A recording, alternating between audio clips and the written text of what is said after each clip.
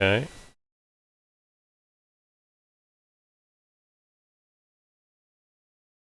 Briefing channel.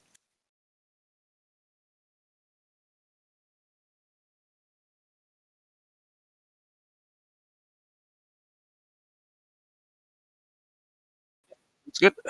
We're just gonna quickly go through the procedure, and it's good that you're here. You can correct me if I'm talking bullshit.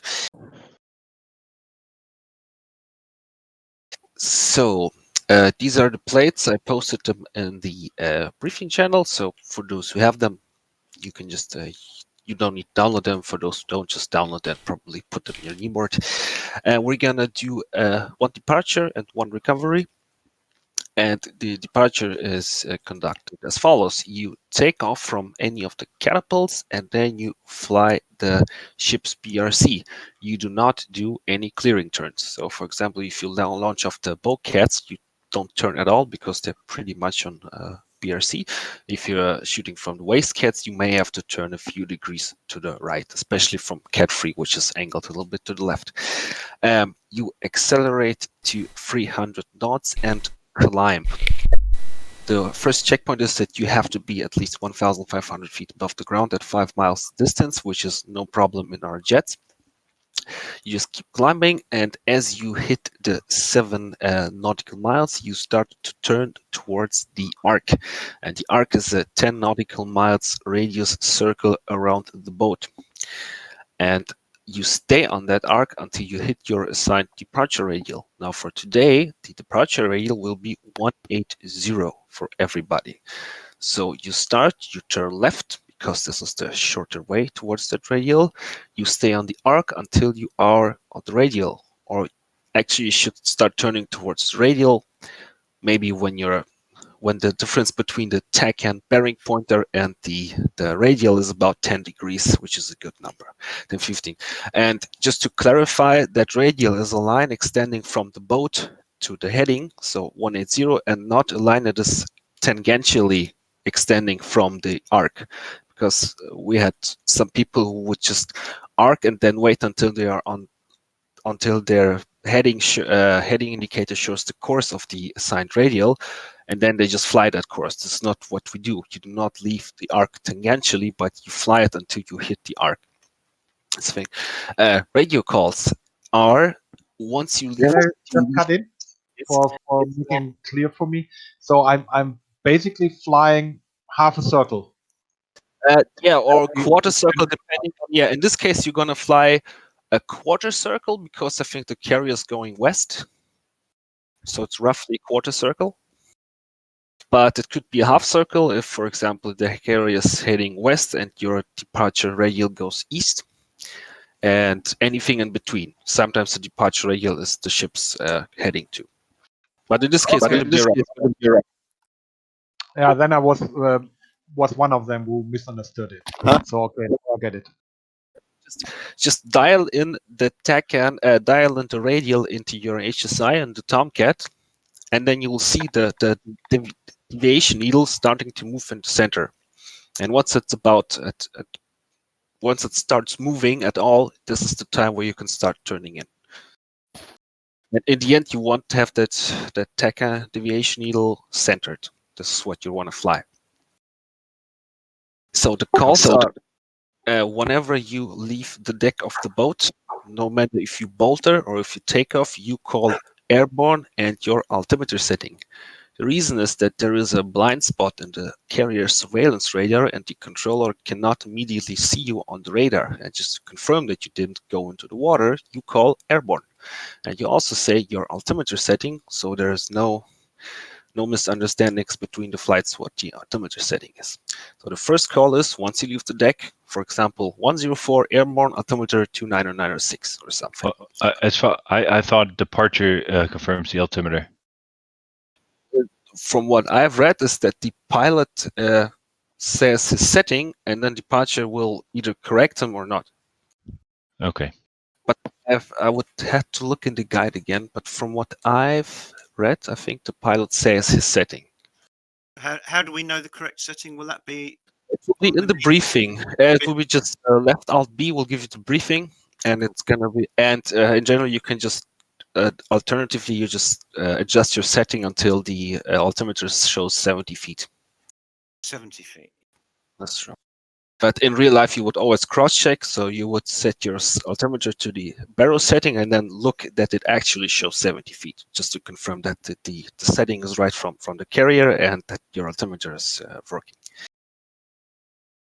So, but yeah, again, you call out your altimeter. You keep flying on final bearing, and as you hit the 7 miles, you start turning towards the arc. You call out your MODX number and arcing. So, for example, 104 arcing.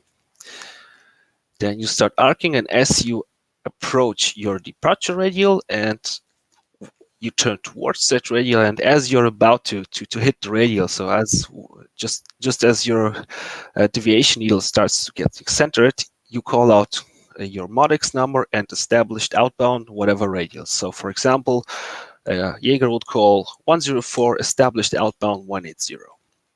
Just to let the departure controller know that the flights are hitting their starting to arc, hitting their radials, and everything works properly.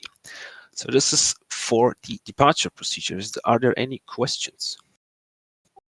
Stay on the frequency when we depart? Yes, normally departure would be different frequency than everything else, but today we're only gonna have 2 frequencies. This is gonna be approach and departure will be 1 frequency, which will be the approach frequency, and we're gonna have the Marshal on the 2nd frequency. Let me just check the comms plan, what buttons these are. Yeah, are we going to use Roger's server or the official? Good question, Raj. Is the official server running or the backup one?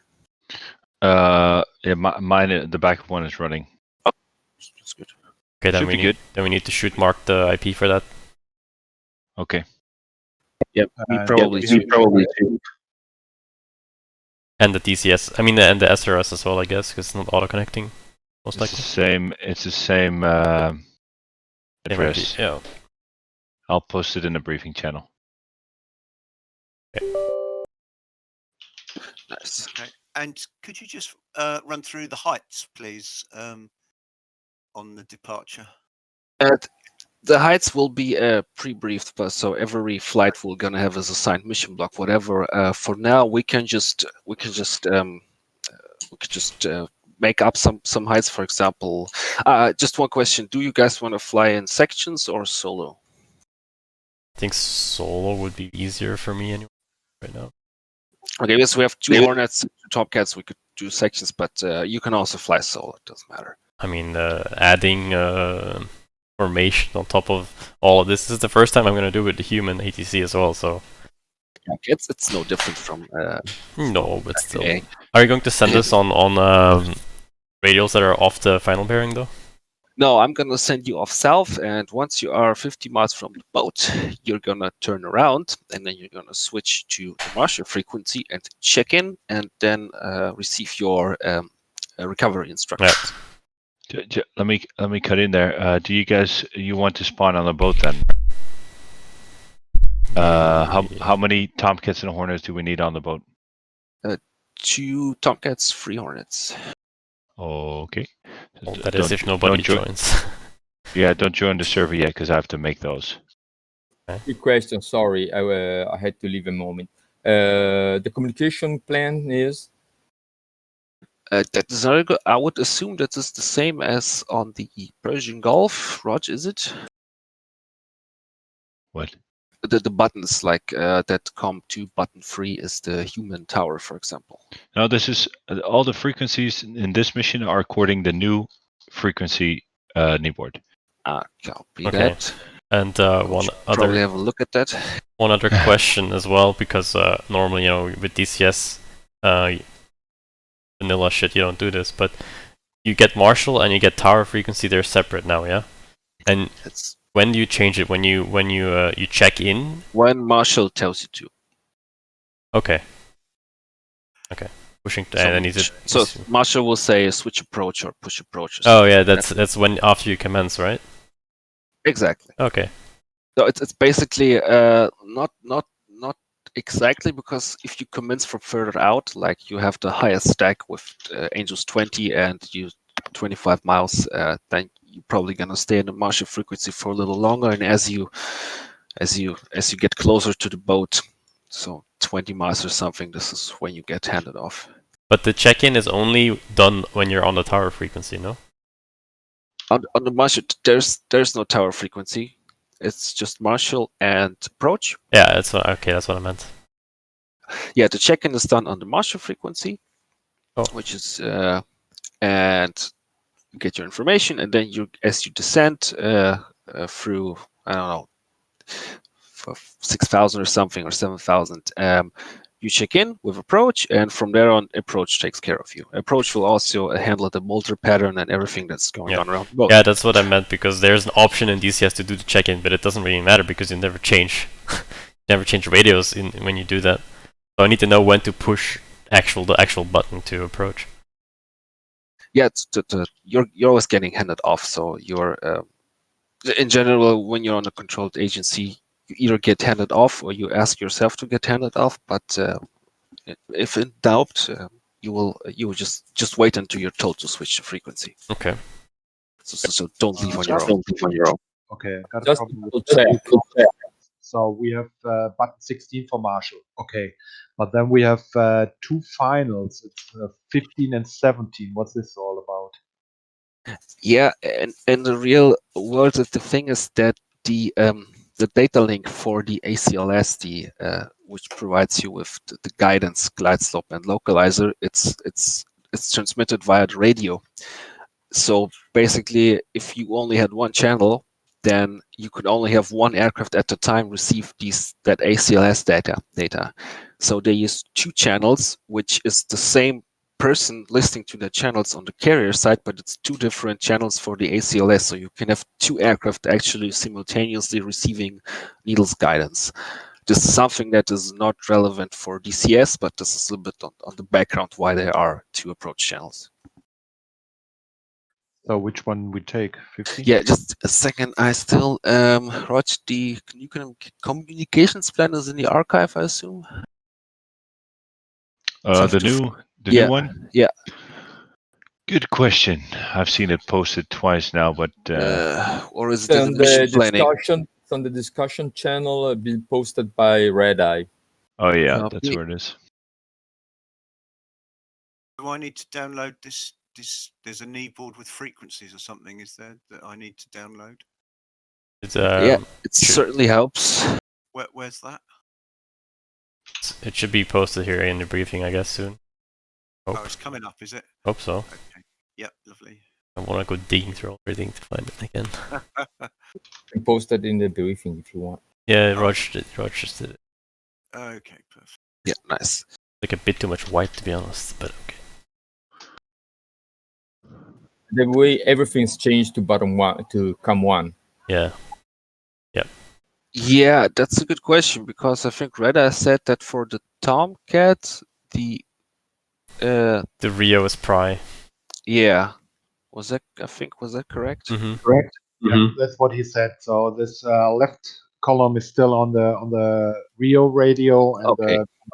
for the pilot. Okay, so for the Tomcats, we're gonna have COM as a PRI-COM button 15, which will be approach and departure, and we're gonna have PRI button 16, which will be the Marshall. So what will happen once you are 50 miles outside of the control zone? You can either request to change frequency, or I'm gonna tell you to push frequency, but don't change frequencies on your own. Copy that. For the altitudes, basically, I will, as you climb out, I will tell you what altitude to climb to. Normally this would be pre-brief, but since we already have a controller and who can take care of vertical separation and stuff, I'm just going to tell you which altitude to go by. And you said on departure is 15 COM or Pry, but doesn't it say COM1 button 2 is departure case 3? Yeah, we can do that, but the thing is, I don't want to have to listen to free radio soon. That's so fine, yeah. Okay, fair enough. Fair enough. Yeah. So Pry 15, basically. Yeah, Yep. because if we had more guys on the tower, we could certainly split up more. But I like to don't have more than 2 radios to listen to. So. Yes. Fair. And ideally, once everybody is so once the first guy starts commencing and gets switched to departure, everybody will be already off the boat and off the departure frequency. So we're just gonna stay in com about in 15 and 16. All right. But don't get used to it. No, all no. of these are pre-programmed, are they? On the in your Yes. they are. It should be. I did that yesterday, and I hope it's all okay. It's a lot of work. That was a lot of work. Yes.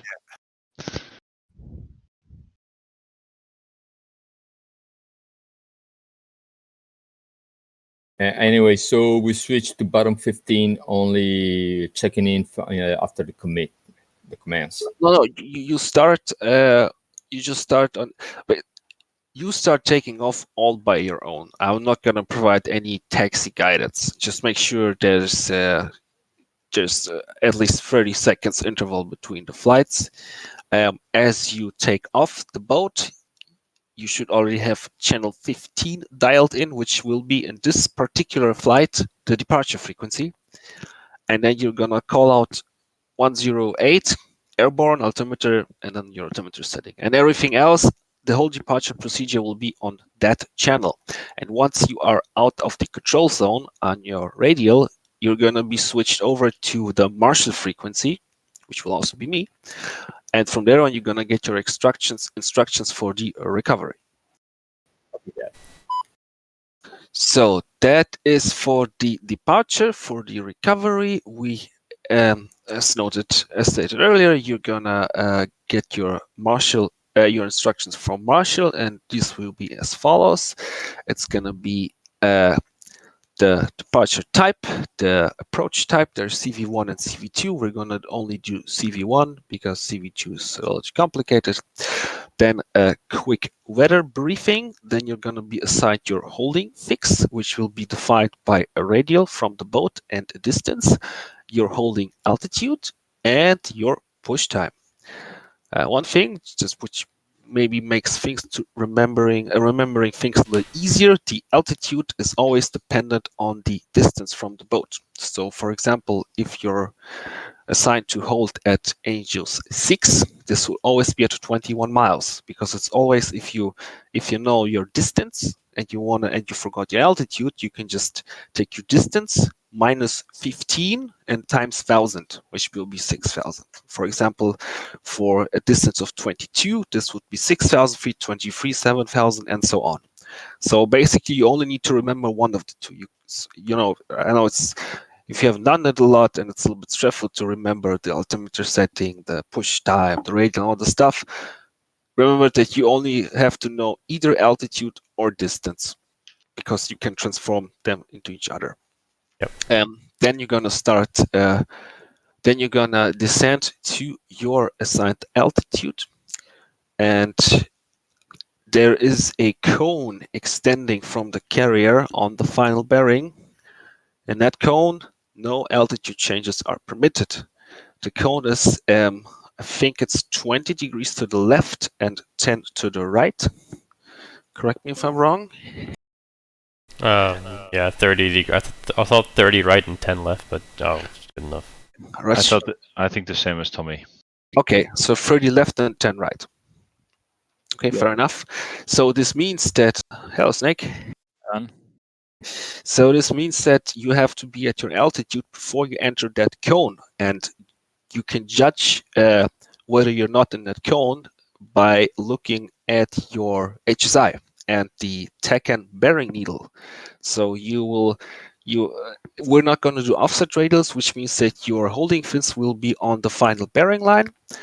And for example, if your TACAN pointer, if the angular difference between your TACAN pointer and your final bearing line on the HSI is say 30 degrees, it means that you are just about to enter that cone. If it's less, no, let me think before I'm starting bullshit. Yeah, if it's less, you're in that cone, and if it's more, you're still outside of that cone. This is kind of a method to judge whether you're in that zone or not. once you're established on your holding altitude and are within 20 miles of your holding fix. Snake, is that right? 20 miles?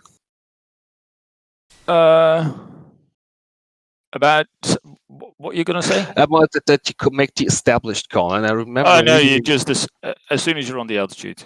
Okay, because I remember reading in the guide that you have to be at the altitude at within 20 miles or something. But okay, as soon as you're in the altitude, you call established, and it's not a big deal if you're in the cone and still descending. We're just training here, but you just try to be at the altitude before you enter that no altitude change cone.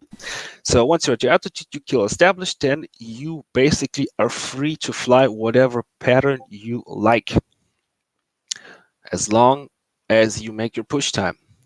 What I do not recommend is flying just circles, because it makes it difficult to hit the times. For example, if you fly a 4-minute circus and then you're just starting a new circle, but you only have 3 minutes to go, then you have to make the circle tighter. So I recommend doing racetrack patterns, and depending on your ground speed, the legs. So I'm not gonna go through that. Just I hope everybody has a certain understanding how to fly to hit these timings. The important thing is that at your push time, you are at 250 knots, flying towards the carrier at your assigned altitude and starting the descent. That's the important thing. By the way, we have to call in through the DCS F10 menu, right? Because otherwise the lights will be off. Yeah, exactly. You also come to that.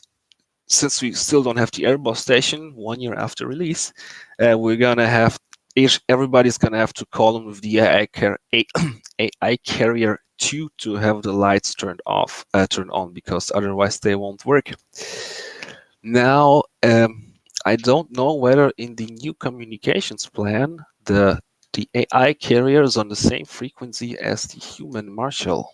Yes. Nope. I thought you needed to call the tower in DCS to make it work. Yeah, tower. There's only one carrier frequency, so yeah, 1275. Anyway. Unless it's If you do case 3, you have to check it with Marshall, don't you? yeah, you have. That's fun, but And there is no tower in case 3, so you check it with Marshall. And I spoke with it with Red Eye. That's why Marshall in the normal missions is on the same frequency as the human Marshall. So it should be on button 16, although in the Airbus it's different. we can just check it. I mean, But it's only one guy that has to do that, you know. yeah, preferably the last guy, because otherwise the lights would turn off once he lands. That's true. Not sure Yes. really, but it might be. Yeah, no, I think that's right. Sounds maybe. Who knows? Well, I knew that from multiplayer that when you're the only one in the pattern and you land, as soon as you land, it's gonna turn the deck lights back on. So you actually have that landing queue, which you see near LSO station, and once that is empty, it's gonna turn the lights off and the floodlights back on. So ideally, everybody should call in, because some guys may bolter, go around, some guys probably want to take fuel, and then then the guy who was scheduled to be the last guy lands, lights go off, and maybe the 2 other guys behind him, they will have problems. So I suggest that everybody calls in for the carrier. Just the inbound call, you don't have to listen to what he's saying. You don't have to do the check-in of the approach. Everything else will be done on the human frequency, so button 15. And yeah, just to make sure the deck lights are on. So that's for each of us. We each have to do it. Yeah. At some stage, it doesn't matter. Once we've called inbound, we just forget about it. Just forget. Yeah, just once you call inbound. Basically, you could do that as soon as you're established on your outbound. Yeah. Yeah, and that's the same button, isn't it? 15. Are you? So, Yeah, that's the question. Whether what the AI carrier frequency is. I'm not sure if it's buttoned. I think it's Pry button 1 should be, because it says CVN Tower CI. well, Raj should know because he's making the mission, right? Probably. Oh man, I've set so many frequencies I don't remember what's what. Can you see the tower frequency in the F10 map? I can just then tell you so you can manually tune it. Let's see. I think it's 260. Okay, so it's so pry button 1 after all. Yeah. Okay, that's good. That's good, yeah. I think that's how we did it yesterday, Snake, or the day before. Yeah, but that was with the Airbus.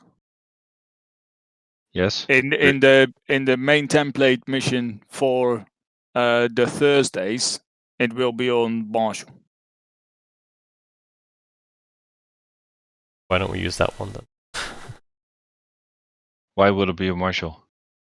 Well, you normally check in with Marshall, isn't it? You don't want to be on.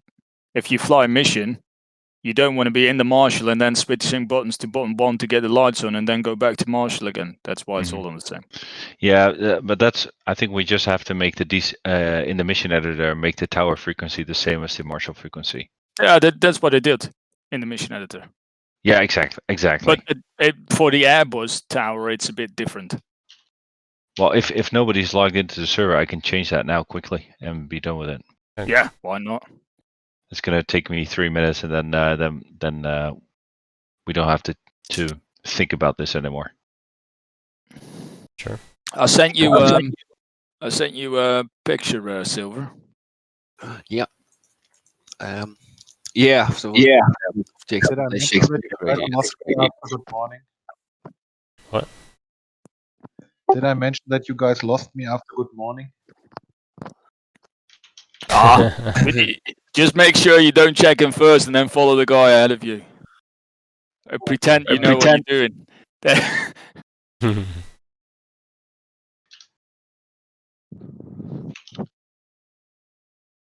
All right, so I've changed the boat frequency in the mission editor to the Marshall frequency to 60.3. 60.3. That should be correct now. Should be Marshall. Okay, that's good. That's good. So we can just check in with the AI and with the human on 116. That's good. Awesome. Server's restarting. Okay, once again, for repetition, column 115 is departure, right? It's gonna be departure. Yeah. For just that I don't have to fiddle too much with my radios for that particular mission. We're gonna have departure and approach on the same button, which will be button 15. Yep. Okay. Okay, and in case I forget something, which is entirely likely, I can just chip in on 16 at any time to speak to the ATC, and if I need to ask a question or reiterate something, is that correct? I'll be on both on 15 and 16, so you can ask the wing command on com 2, I guess, as well. I think I'll be on there as well. Okay, fine. Yeah, you can also do some intra-flight comms. I mean, you don't have to fly as flights or sections or divisions, but you can still communicate with each other. I would just say stay on the wing command, everybody, unless something, and you only use it when something goes wrong or if you're unsure about something, and then we can just sort it out between us. Okay, cool.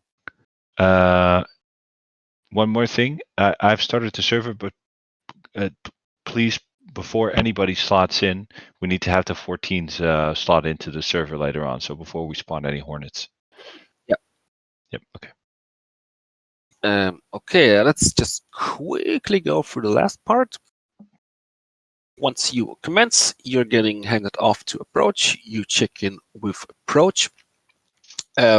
The initial descent is done at 250 knots and 4,000 feet per minute. I don't know about the Hornet, but for the Tomcat, you're going to have to have engines idle and speed brakes full out to keep the speed and the descent rate.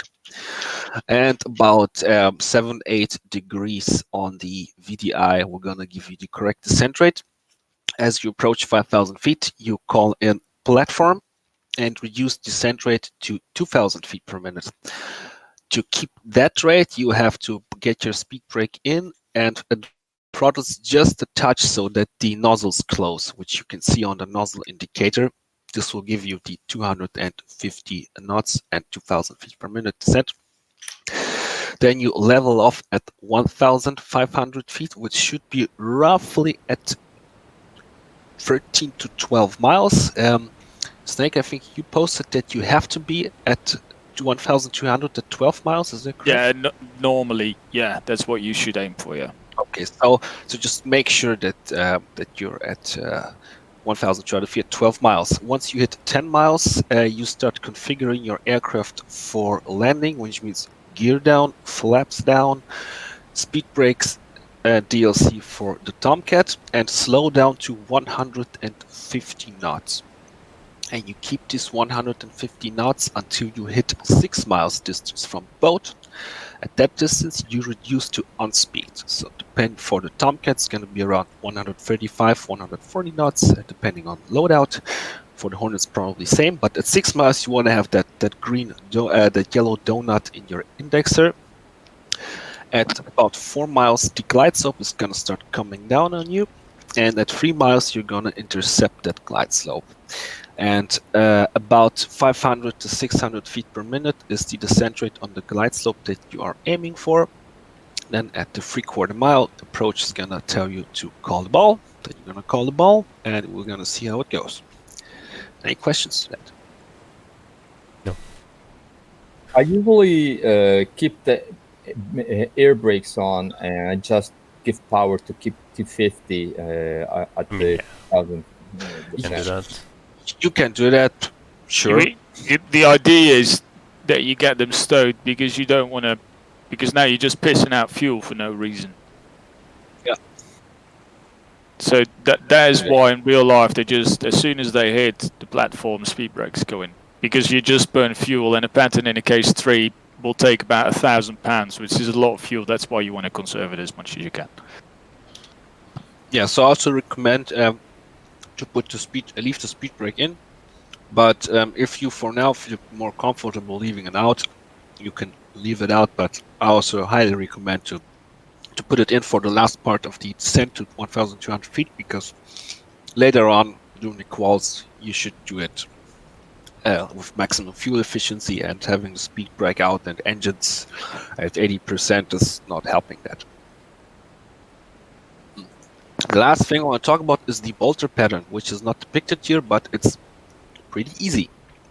If you bolter or get waved off for whatever reason, again, you call airborne, because the carrier can see you in front of him, in front of the bow, so everybody knows that you didn't go into the water, and you keep flying final bearing. You fly 150 knots and climb to 1,200 feet, all on the final bearing. And at some point, the departure is going to tell you to turn downwind. If you do not receive any instructions by 4 nautical miles, you turn downwind yourself, or you can just ask departure what's going on. The downwind turn is flown with 20 to 22 knot angle of bank. This is very important to keep that number, because if you stick to that 20 to 22 degrees angle of bank with 150 knots, you're going to come out at 2 miles beam distance the carrier. This is what you're aiming for. So you turn around, fly downwind, and as you're beam the carrier, ideally your distance is going to be 2 nautical miles. If it's more, you're going to have to loosen a little bit on your final turn. If it's less, then you have to tighten up your final turn. And as you are beam the carrier, you call your MODEX number and your fuel state. So for example, if I am a beam the carrier and have 4,000 pounds left, I'm going to call 111 state 4.0. Departure will acknowledge that, and then I would keep flying on the downwind until being told to turn final. Now there is no turning final by the pilot himself without getting permission. The pilot has to fly downwind until getting told to turn final. This is important because there are other aircraft coming in doing that long final, and departure has to make sure to squeeze in that one aircraft without compromising interval. So you keep flying downwind until being told to turn final. There's one more thing, I don't expect you to remember it right now, but you maybe can.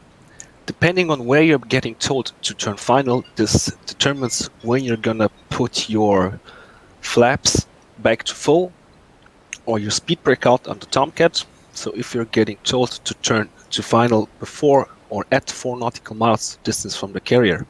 You drop your flaps full in the Hornet and you extend your speed brake and your DLC before turning. If you're being told to turn final at somewhere around 6 nautical miles, you're gonna configure for landing halfway through the turn. If you're getting told to turn final after 6 nautical miles, you're going to configure for the turn after you finish the turn. Again, this is just to mention that thing. It's not important for today, but maybe important in the future. So just that you know, the point at where you configure your aircraft for landing depends on when you're getting told to turn final. Gear up or gear down? I would say gear down, but I'm open for debate on that. I personally like to leave the gear down in the Tomcat because you don't have to retrim all the time and it doesn't save that much fuel. There's the Super Carrier manual, for example, says that you put the gear up, and the Snake's Guide also tells to put the gear up. And I also heard that on the forums that the gear is left down. So I would suggest to keep it down. For the Tomcats, the Hornets can put it up if they like because they don't have these trim issues, as far as I'm aware of. But yes, no? It's fine. On the Hornet, it's just gear up, flaps half. Okay. For the Tomcat, I would just don't do anything because your DLC and speed boost are gonna come in automatically as you apply more power, and just leave the gear and the flaps down. And then get the speed brake and DLC out as I described earlier, depending on where you're gonna told to turn to the final. Okay. Okay. I think we're all okay now. And I agree keeping flaps and gear down because the trimming it's a mess otherwise. Yeah, I mean, you can get used to it. It's not that much of a big deal, but just one thing that you don't have to worry about, and that helps a little bit. Dark, nobody will see. Yeah, I mean, I'm gonna watch everybody. Don't worry. Are we? Have you guys talked about a departure reference radial or? Yeah, 180. Okay. You know, about configuring for landing on when you come in real life, they make it a bit easier than doing the whole 150 knots thing, because on the Hornet you can't do 150 with the gears and stuff down. You just have to fly on speed, really. So in real life, they just fly level 1200 feet. As soon as you hit 8 miles, start configuring, and by 6 miles you should be configured on speed directly. They just skip the whole 10 miles and 150 knots. So it just makes it nice and easy. Configure at 8, be configured at 6, descend at 3. Can we have also between separate approaches just to along or anticipate getting dirty, just to shorten or... Well, that's not our job. Yeah, this is one thing that the departure controller can tell you at any time to dirty up, which means he requests you to drop your gear and flaps and just slow down to 150, or he can tell you to delay dirtying up. So this is done to ensure that spacing. So that what I present is just the game plan, which is the normal procedure, but it's not set in stone. So things can always change at the discretion of ATC. Same with departure. I can tell you to descend. I can tell you to fly some heading. I can tell you to keep arcing further. This can all happen. So what is pre-planned is only valid if nothing else gets transmitted over the radio. But at any time, the air traffic controller can change the plan. So be aware of that. Okay. Okay. The IP is posted in the briefing. I think Mark can see it as well. I think. And I would. I don't need to pre-program SRS, do I? You have to open SRS manually and just paste in the same IP that the server is, and just press connect manually. Okay. It shouldn't be a problem. I'm the only connected client right now. Come on, guys. Okay. Yep. I'm in. Really? It says connected clients 1. Yeah, that's what it says to me as raw. well. Oh, yeah, it's okay. not the standard 66, is it? No. All right, yeah.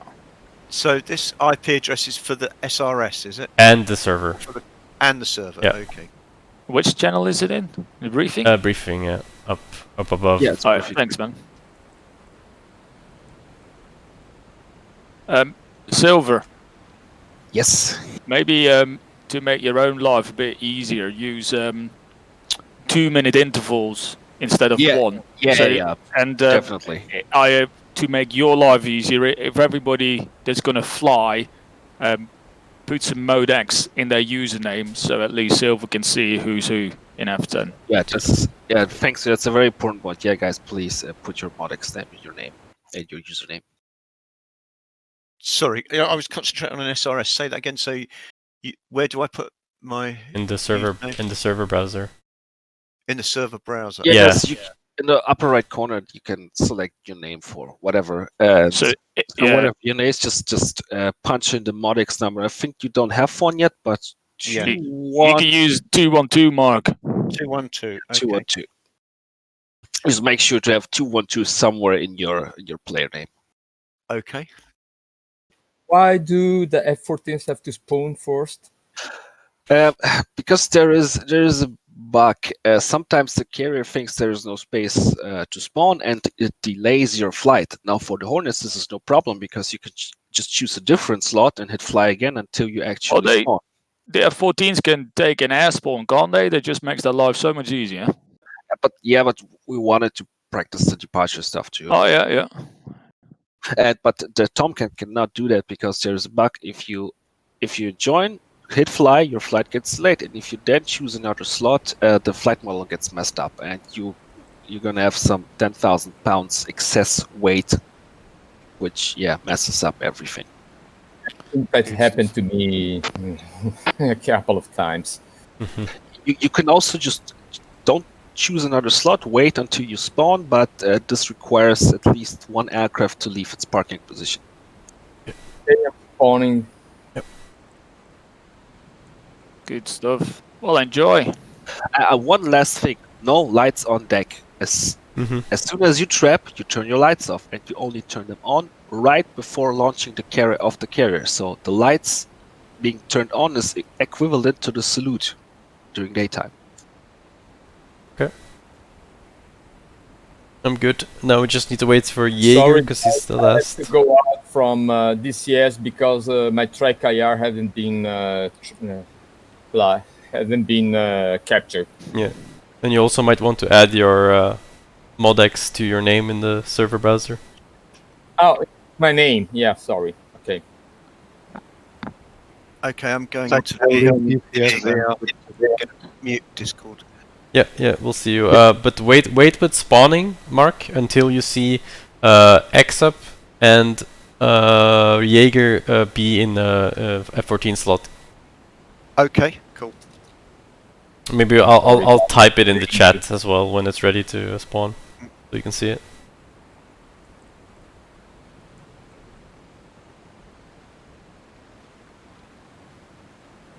Are you able? Sometimes it happens when I get into the game that it doesn't capture my track IR, and I don't understand why. Yeah, it's just DCS. Mark, what did you say? Can you mute me in Discord because I'm in VR now and I can't. I don't use know. my Rod should be able to mute you. Cheers. If he's here. Or Silver, can you do it? Do you have admin privileges in the Discord? I'm afraid I don't. Can you move him from channel to channel? That also works. I'm my best. It's the biggest pain in VR, isn't it? This business of not being able to do anything without. How are you anyway, Mark? No, I can't move people. Well, you can also just keybind the mute button for Discord, I guess, but... Oh, if everybody just mutes microphone and sound, it should be no problem. Let's see. Oh yeah, Jaeger took a slot. So everybody understands the game plan then? Yeah, I think it's clear for me. Loadout. It's up to you. Right. Okay. I'm just gonna join. Can I spawn into the cockpit? Please. Yes. Please, we're waiting for you. Why? There's nobody else there.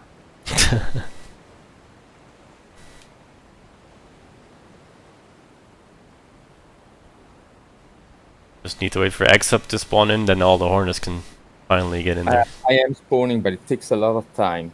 Yeah, no worries. How far do we have to fly out before we check in with Marshall? 50 miles or? Yeah, Silver said 50 miles, yeah. Oh, okay. I'm gonna hand you off from departure to Marshall. Oh, it's even better. So just fly your 180 radial until you're getting told to switch to Marshall, and then turn around and check in. Good stuff.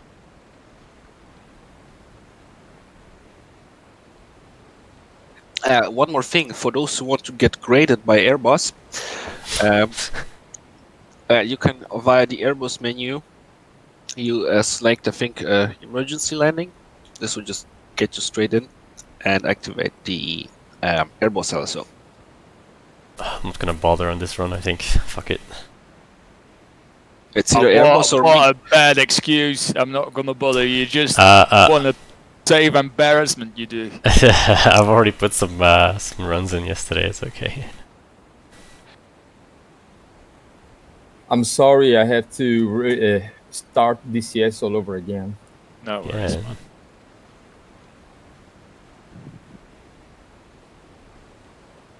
Don't forget your name this time, mix up. Well, okay.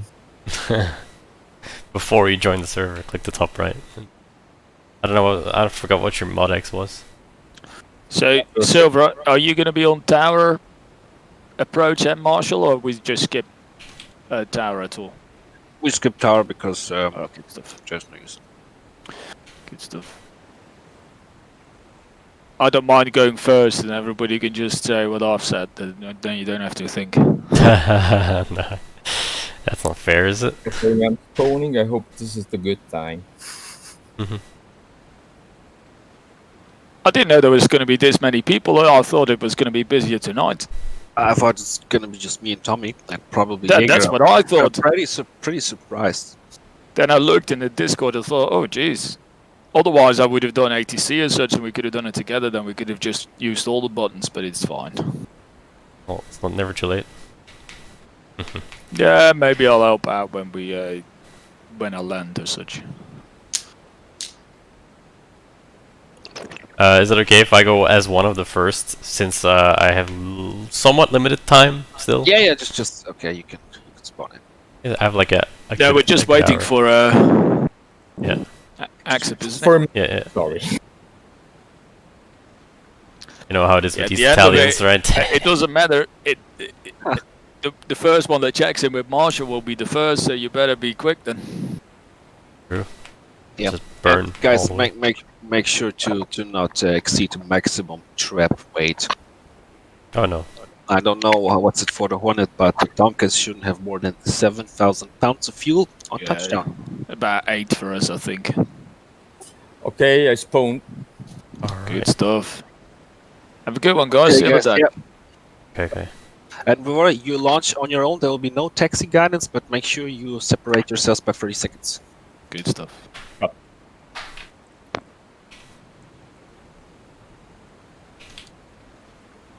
Yeah, if you want to use night vision goggles, make sure you take them, obviously. Oh yeah. But No, they no, are no, no, normally no night vision crap. not allowed 10 minutes before landing. Oh, you're not allowed. Okay. I see your stream, Tommy. Oh, nice. Ah, well, we're still gonna... just because you're streaming, I'm gonna watch your landing later. Oh, fuck off, mate. No pressure. No pressure at all. Anyway, when you spawn, just turn your lights on and then turn them off, because otherwise, very often, your lights will be on, even if you haven't touched them. Tori, where did you post your stream link? Oh, club, I think. The free club thing.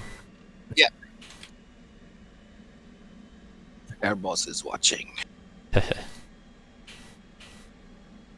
Okay. Just make sure. I think everybody needs to mute because Mark can't mute himself anymore. Okay, muting. Yeah, muting Discord. Hi, can you still hear me? Yeah. Yes. Yeah. Okay. I'm just gonna have to quit out and quit back in for some reason. I'm hung on the briefing page for some reason. Fine. So You're be right Hornet, back. so you can take your time. Yeah.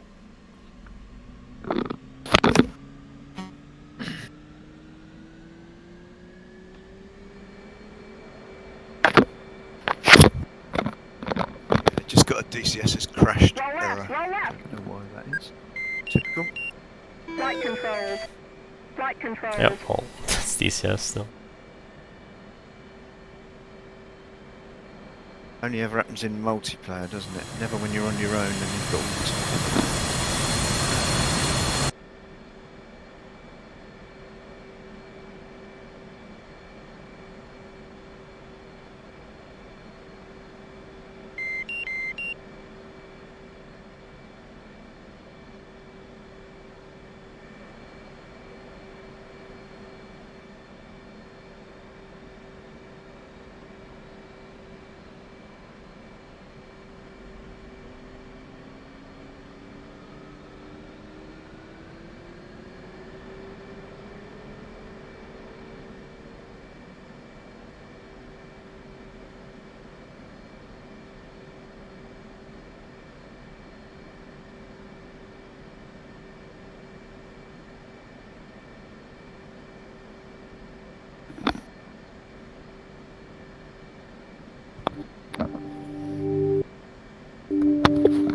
Request rearming.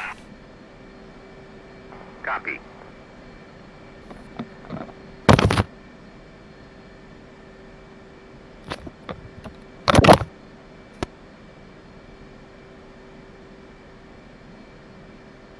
I'm a little confused. Is the SRS server a different IP than the server itself? No, it should be the same. Why? It's connecting me, but then it's kicking me out right away. Flight I'm not controls. connected Flight controls. to this SRS. I mean, Jaeger's in, I'm in, Red Snake is in. Rearming complete. Work. Could you just paste the IP from your SRS window in the briefing channel? Same. Request rearming. I don't use the port though. I just use the IP.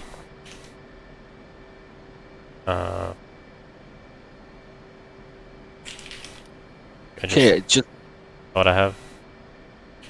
okay. Not specifying a port seems No. to do the trick. 103-206, let me try. Yeah, just don't put in a port. Just How the IP. how do I pop up the simple radio pop up? Because Left control, left shift, escape.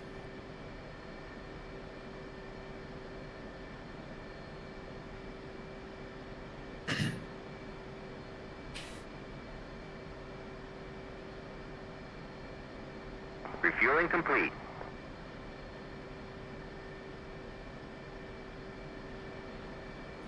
nope, it takes away the overlay, but I don't have the pop up of the simple radio.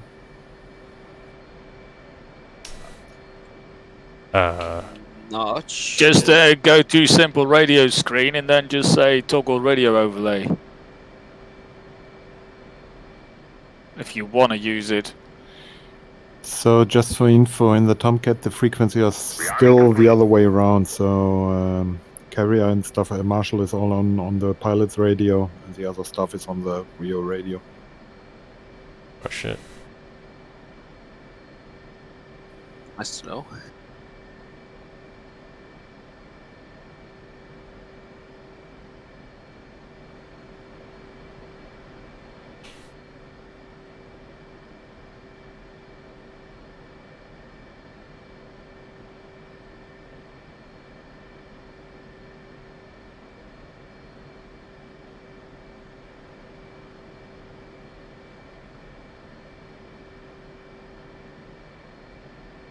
Tuesday arrive checking in.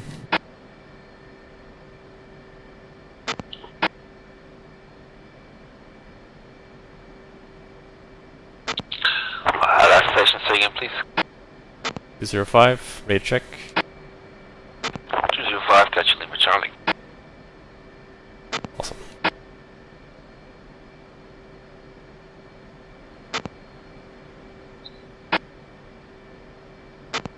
206 up already, 37K.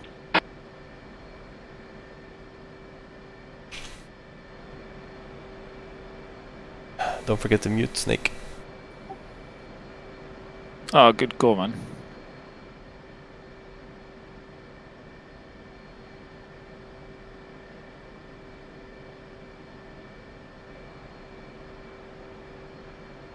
User 5 ready to taxi. Whatever. Hi, 205, taxi launch at your discretion.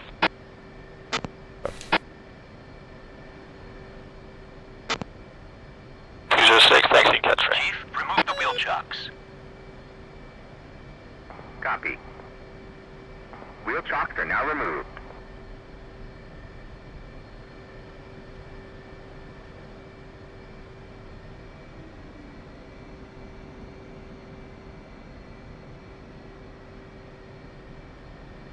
Hello, Eva. I can't connect with this Hey, hello. because I don't have the overlay.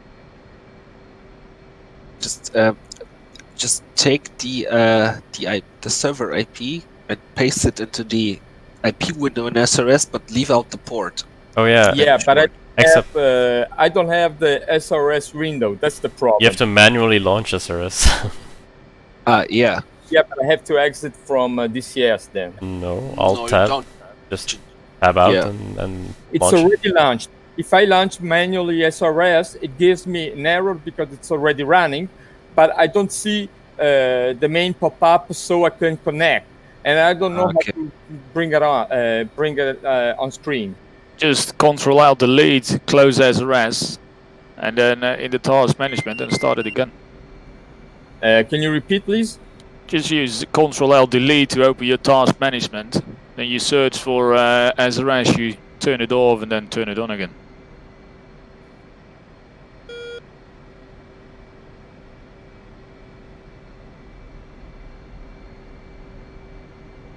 All right, so you guys are practicing case 3, I see. Yeah, if you want.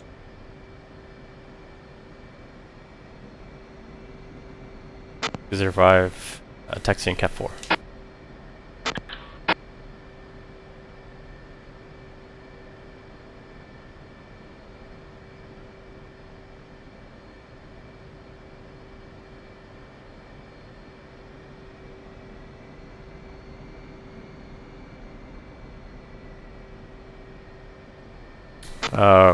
I guess not, because they're ignoring me.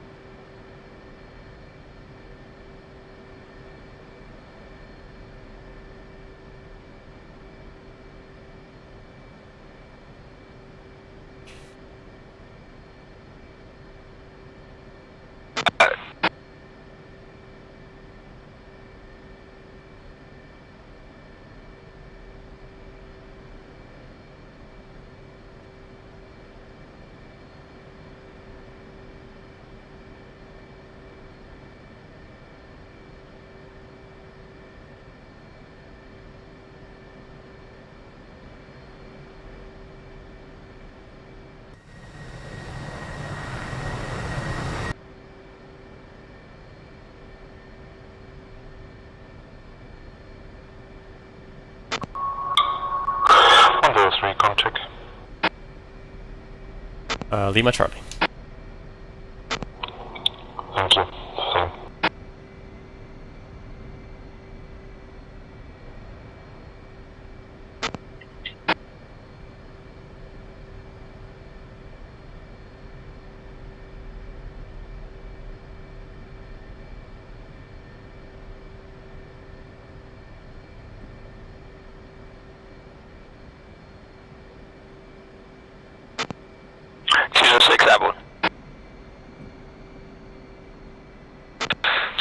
Roger, altimeter 3006.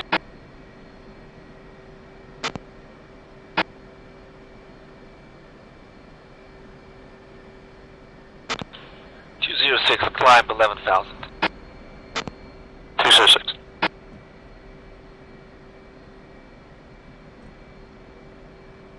Come on, bros. Fucking get on me.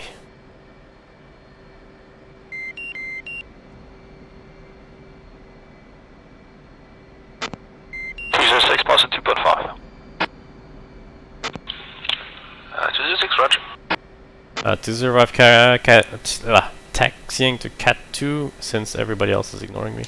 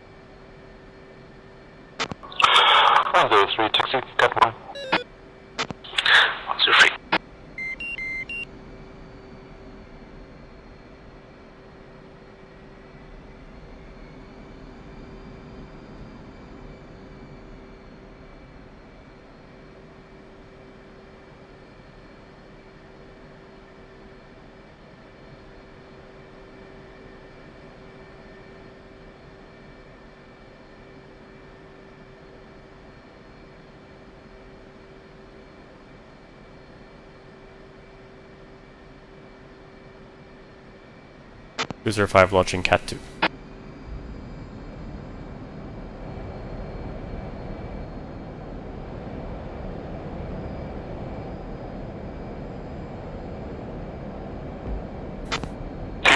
Angels 9 at on top.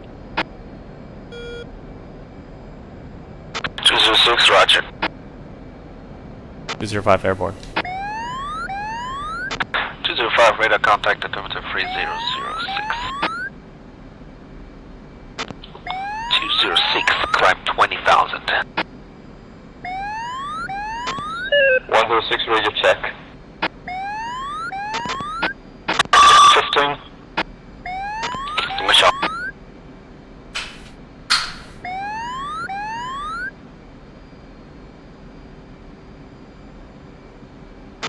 205, level of 3,000. 5.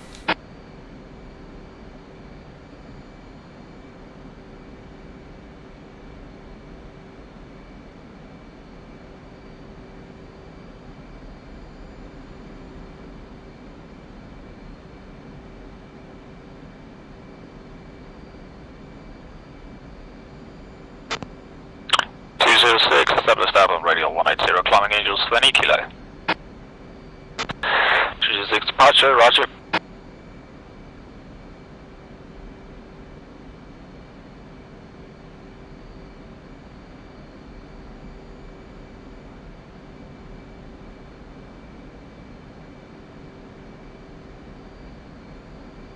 User 5 arcing. 205, roger, climb 19,000. 205 climbing 19,000. 205, bitwise, turn right for arcing, not left. Copy.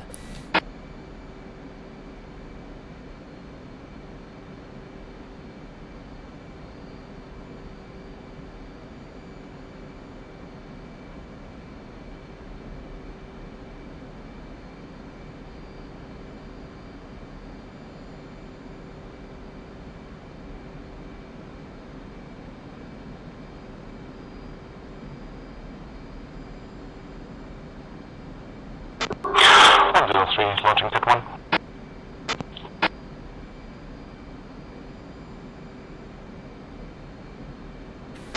User 5 established outbound Angels 4.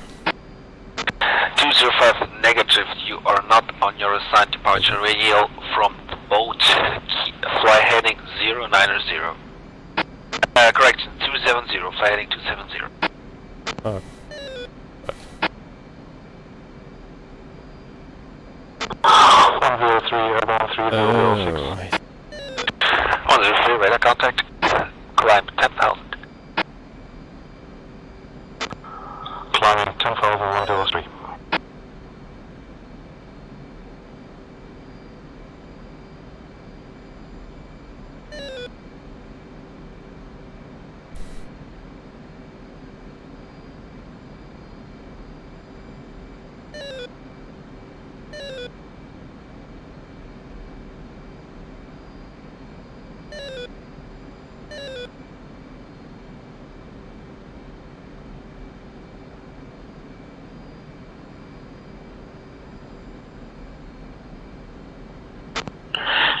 212 has good jet, ready to taxi.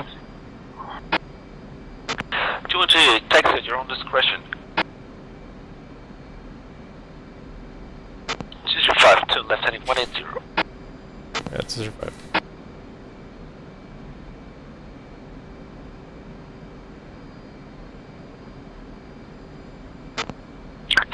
Angel 20. 206, roger, turn right heading 270. 206.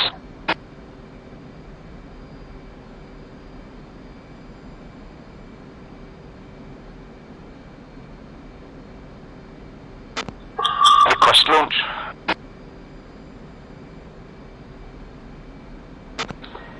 214, clear to launch.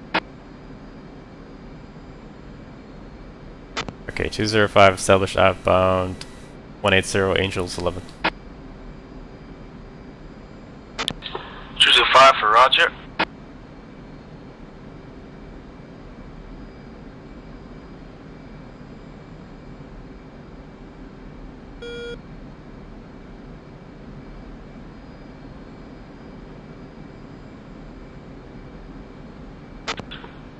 Free climb 15,000. Come again? 103 climb 15,000. 103 Angels 15. 103 on King.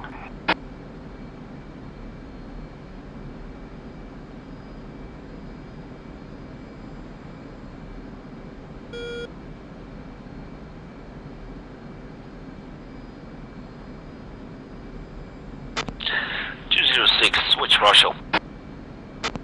206.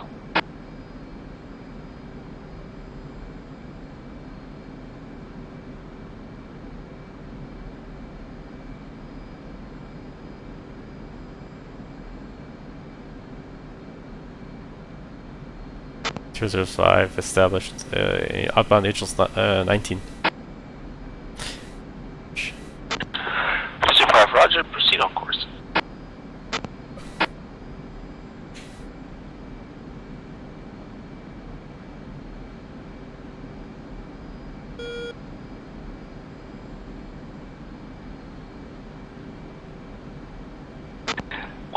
Turn left heading 180. 103, turning left heading 180.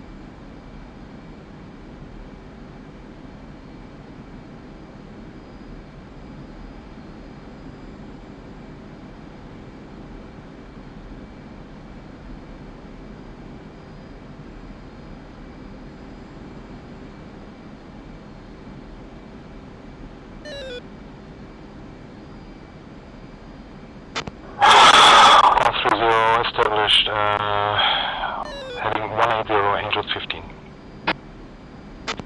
103, roger, proceed on course. 103.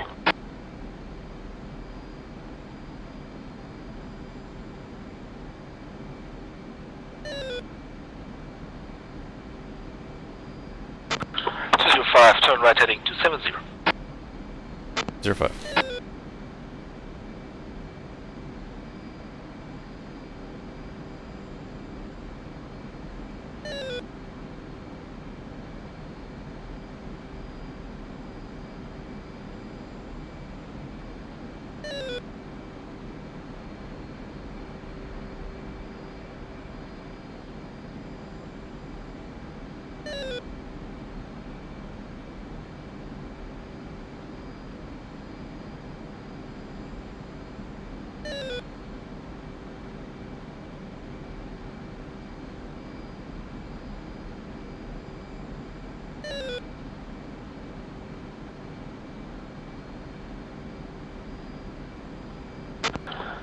205, push Marshall.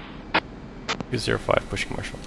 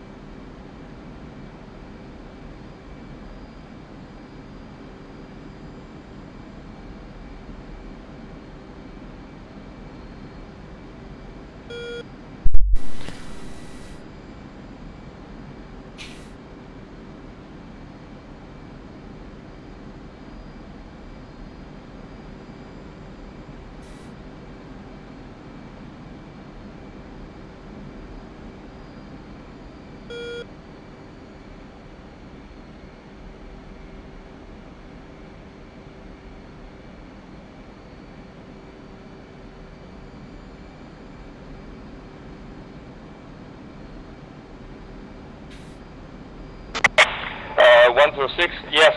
I was using the wrong button, sorry. I was using the AI instead of the human. This is the wrong frequency except for this is an interflight.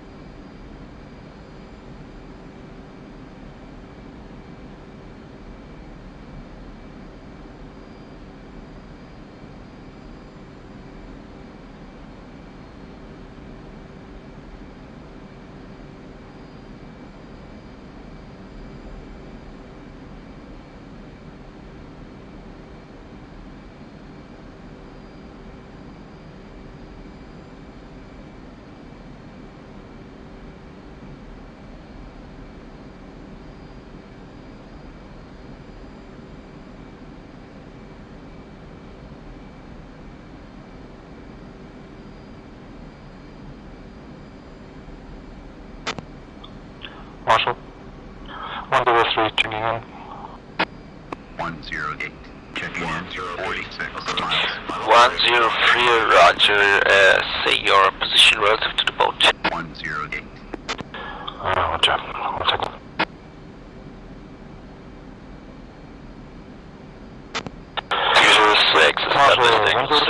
Marking Mons 21047, Angels 22, state 8.6. Marshal, case we recover CV1 approach, solid cloud layer above 8,000. 103, Marshal, moderate on the 299er for 425, Angels 10, push time will be 03. 22, DME, Angels 7. Expected approach time is 05. 1003 couldn't reach you. Can you repeat everything? A lot of static. 103, Marshal, moderate to 909er 425, at Angels 10, your push time is 03. 299 Angels 10, push time 03.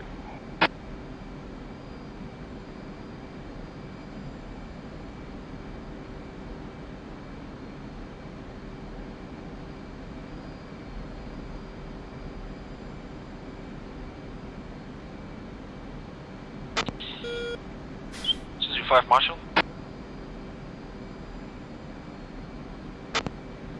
Go for 205. 205, turn right heading 360. 5. And 205, are you ready to read back recovery instruction? I didn't call in yet. Wow, still. 206, established Angel 6, state 8.3. 206, Marshal, roger.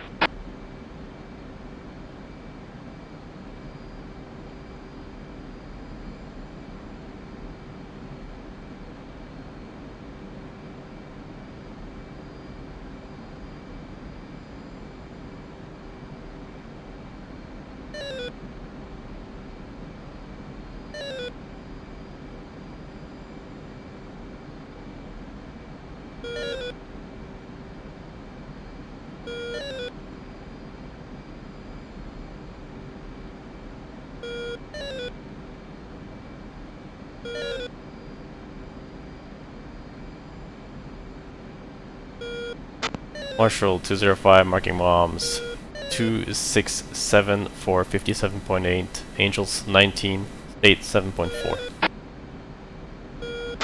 205, Marshal, case we recovery CV1 approach south layer at 7,000. 205, Marshal, moderate to 909er for 26. Angels 11.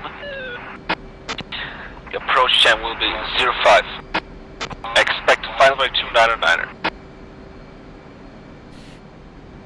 205, roger. Marshal on the 299, 26 miles, Angels 11, time 05. 226, read back correct. Marshal 200, marking mobs 275, 60, Angels 20, state 7.4. 200, Courage Marshal, Case 3 recovery, CV1 approach, expect final bearing 118, altimeter is 3006, 200, Marshal Mothers, 298, radio, 23, DME Angels, 8, expected approach time is 06. 200, Marshal on the 298, 23, DME, Angels 8. Expected approach time is 06. 200, read back correct.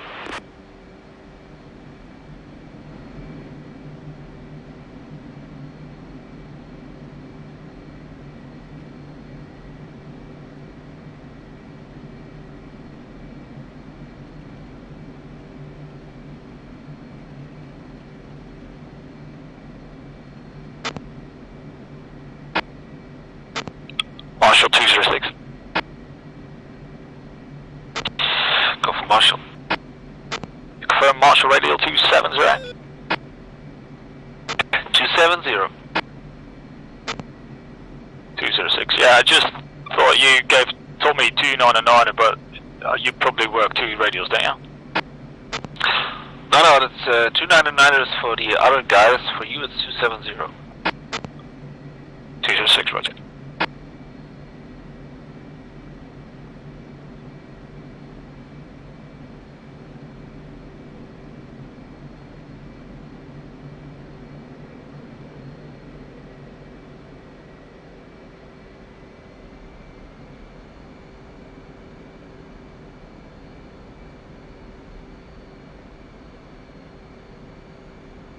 205 established, Angels 11.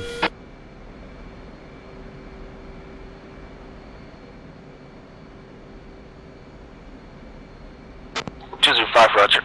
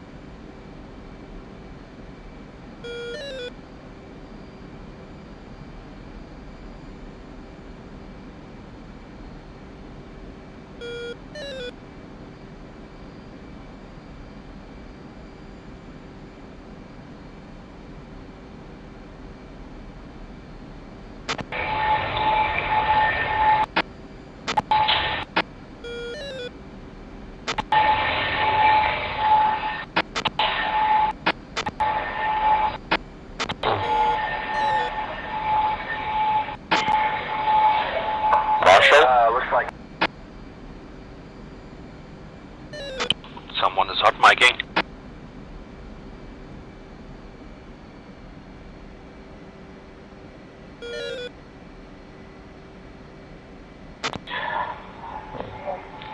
sorry, 106, I was starting communication and just started talking to me. Yeah, 106, copy. Are you ready to read back instructions? Marshall 106, Markman's man at 321 for 31 miles, Angel 16, state 8.5. 106, Marshall, CV1 recovery, case recovery, CV1 approach. You saw the ground layer at 7,000, altimeter is 3006, 106, Marshall, Morris, 299er for 27, Angels 12, your push time will be 005.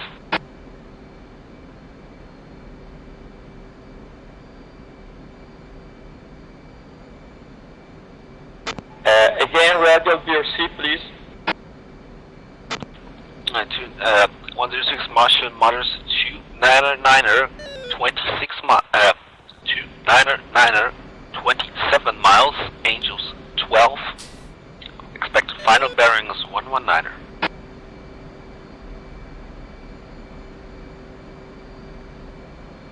Okay.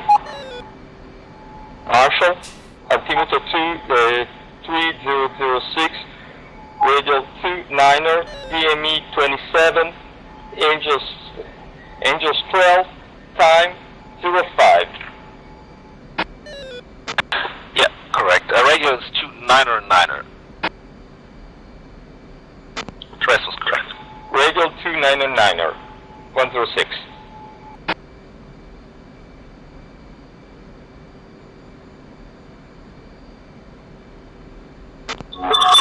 Inbound. Last station, say again, please.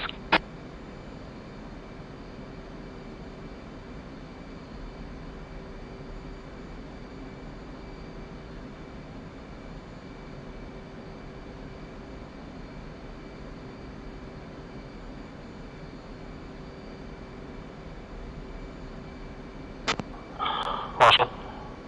103 established. Angels 10. 103 Marshall, roger.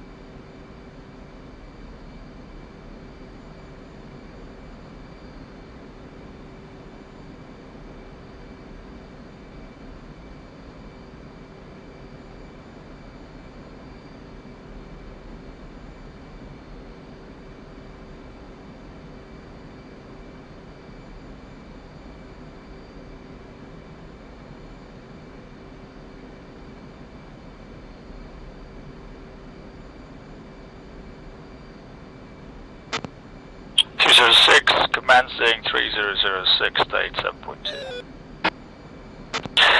206 Marshall, roger. Push tower on, push approach on button 15. 206.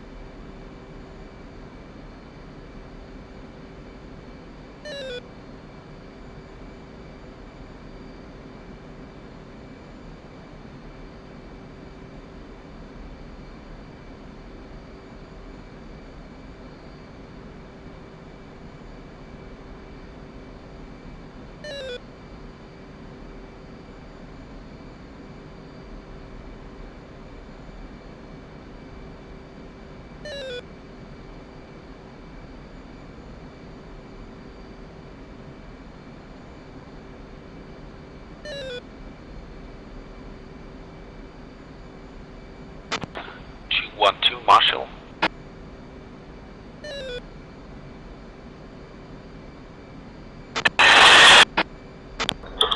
on 16. Yeah, 212, please turn red 320. 320, copy.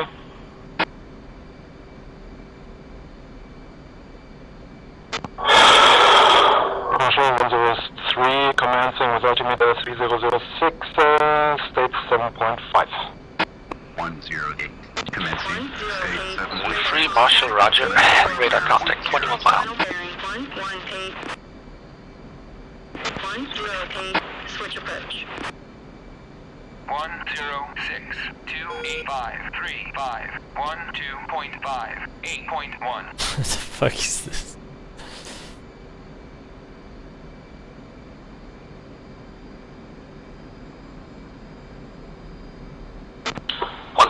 106 established. Angels 12.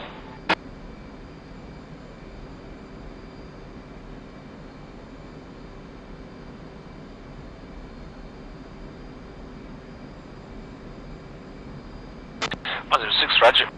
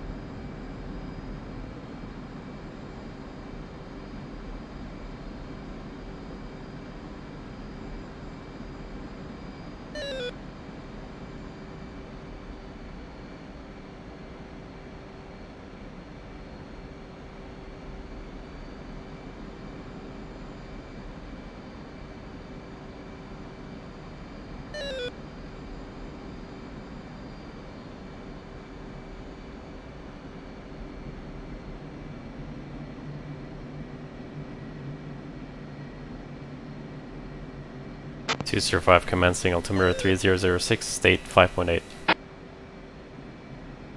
205, roger. Alto radar contact 25 miles.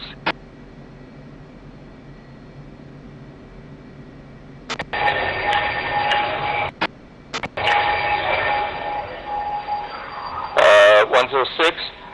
I should commence now, but I have another airplane commencing now. 106. Commencing. State 7.7. Altimeter. Yeah, 106. Delay commenced by 1 minute. New push time is 07. 106. 207. 106 207. 205, switch approach. Survive.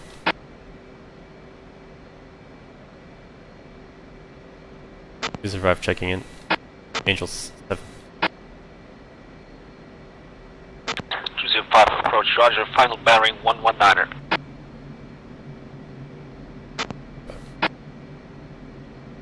Ah, 206, 5 miles 8 needles.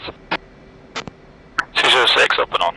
206, concur 512. 206.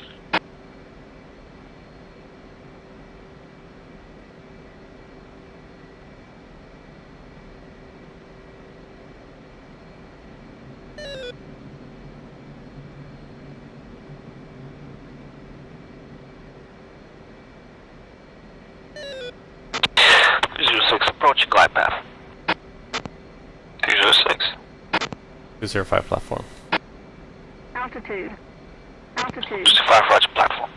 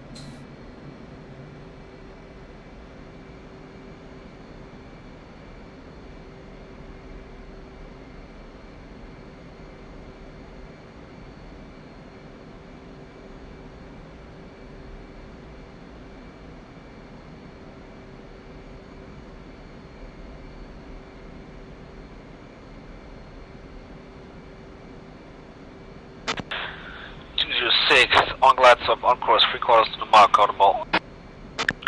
206 on the ball 6.5. What's your ball? 26 knots.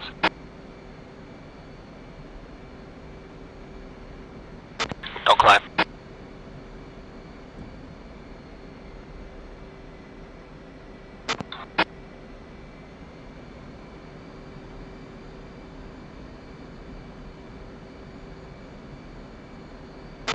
Twire. 1036 miles, St. Needles. Come on. 1036 miles, St. Needles. Okay, 103 up and on.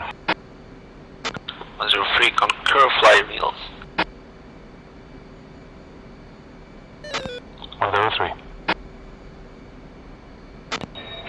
106, platform. 106, platform.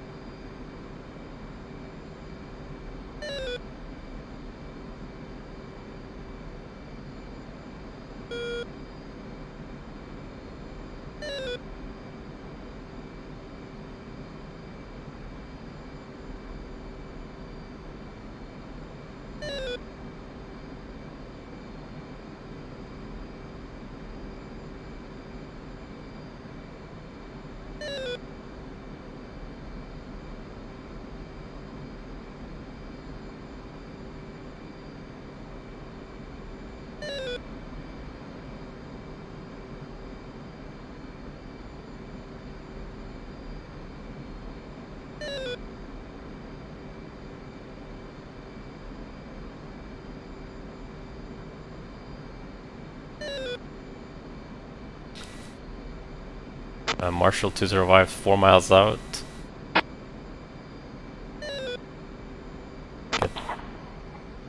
Marshall or approach? Approach, sorry. Yep, approaching lines, Plath, St. Needles. 5 up and on. Concur, fly 103, 3/4 to the Mars, on glide slope. On cross course. 103, Tomcat Ball 6.4. Roger, ball. Just don't settle.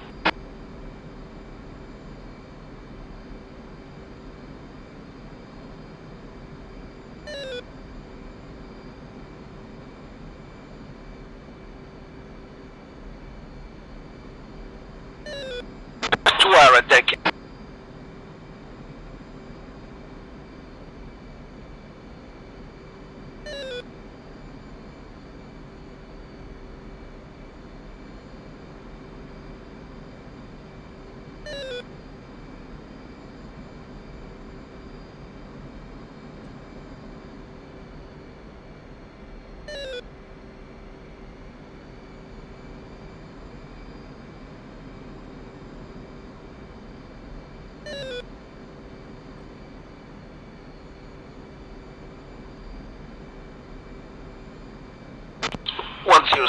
Six miles, say your needles. 106, up and on. 106, concur, fly mode 2.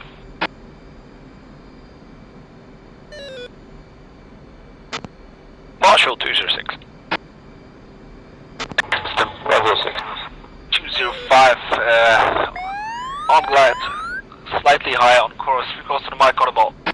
254, Hornet ball 515. Watch about 26 knots.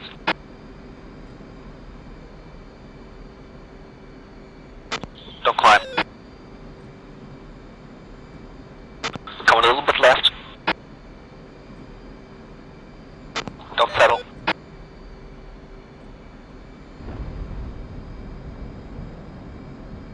4-wire red deck. 200.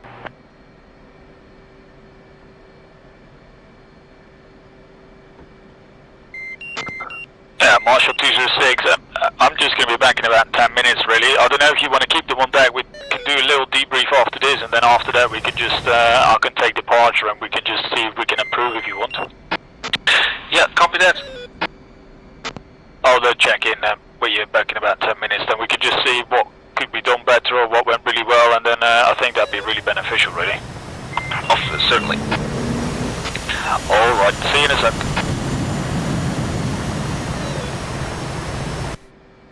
Green deck.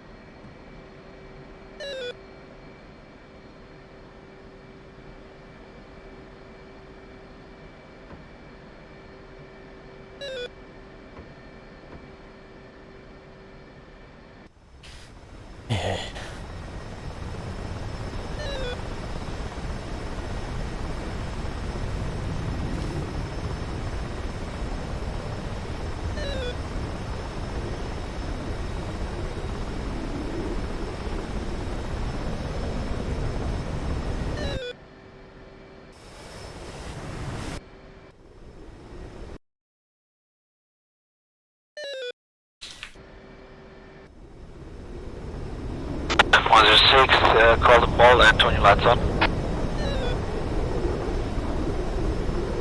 106, Tomcat ball, 6.7. Yeah, positive slightly high, cover right, 3 calls to the mic on the ball. 126, Tomcat ball, 5.2. Roger ball. Tomcat ball, 6.6. Going.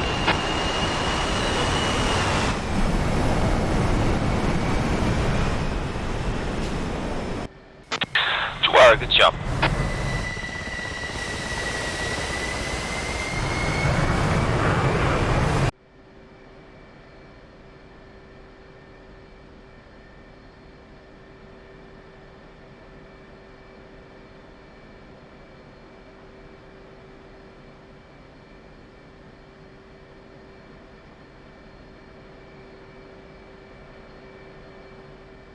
Is there anyone else in the pattern? Yeah, Mark Turner is, he took a little detour to the west and is about 70 miles away from the boat, but he should be, I don't know, on deck in about 15 minutes. Okay, copy that. I'm stepping out for a minute, 123. 106, can I go out again or should I just go to the briefing? I would...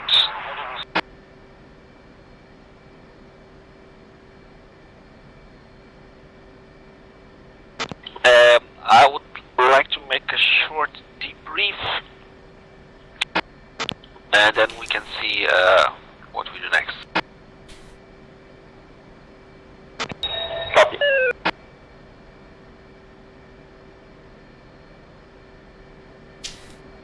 Just go and launch 2 so we don't annoy Mark Turner.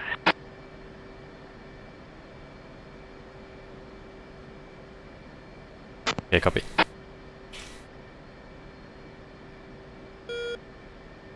Okay. Okay, guys. Yeah, Snake is away for a few minutes, so he may join us later, but I can still start with.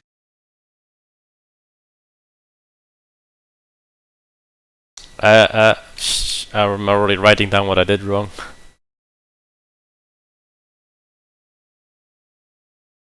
Tangentially instead of flying towards radial.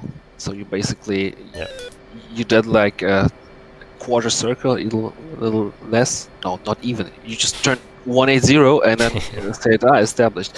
Yeah, just keep in mind that you are established on the radial, and this is a line that extends from the carrier to whatever heading.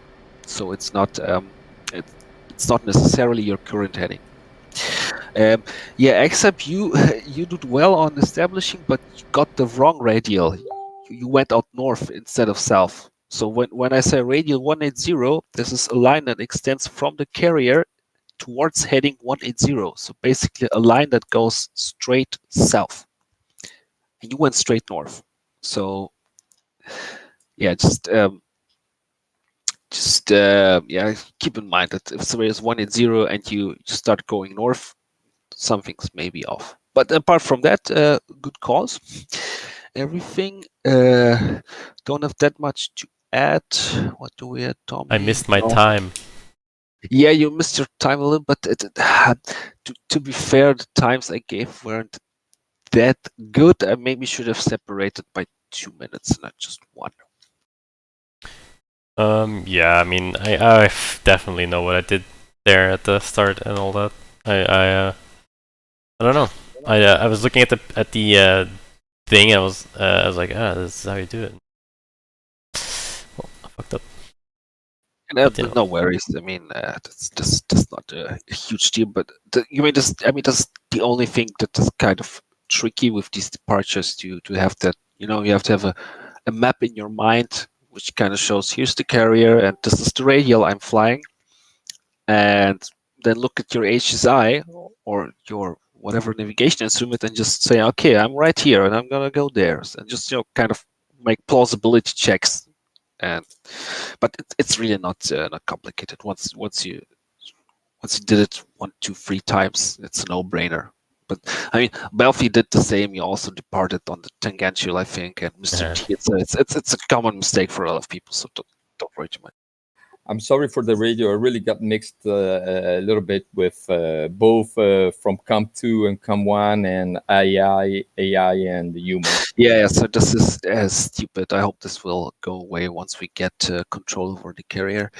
But for now, yeah, you have to make the call, unfortunately. I have some clarifications or clearings I want to clear out. Like, so do I listen to departure up until when?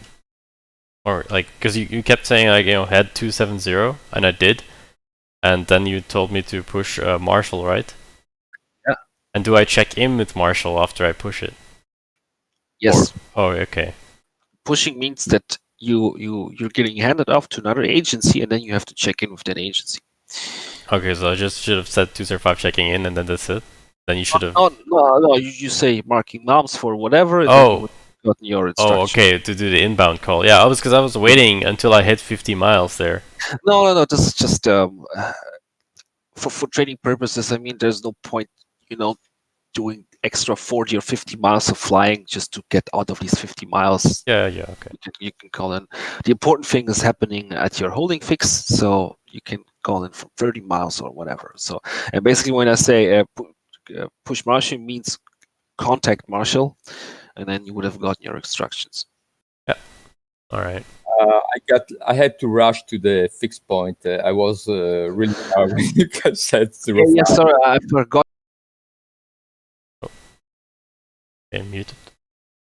Yeah, sorry, I forgot you a little bit. I also forgot to hand you off to approach because you called platform on the Martian frequency, but that was my mistake, not yours. So everything good there. Yeah, Jaeger also. When I told you to 30 up early, that was good. Except that I wanted you to fly 150 knots, not on speed, but this is not a big deal. Another thing, Jaeger, you called platform at 4,000 feet. Could that be? Yeah, a little on the side. So he was busy with that down and looked too late up. Okay, and I think you forgot to make the arcing call at 7 miles.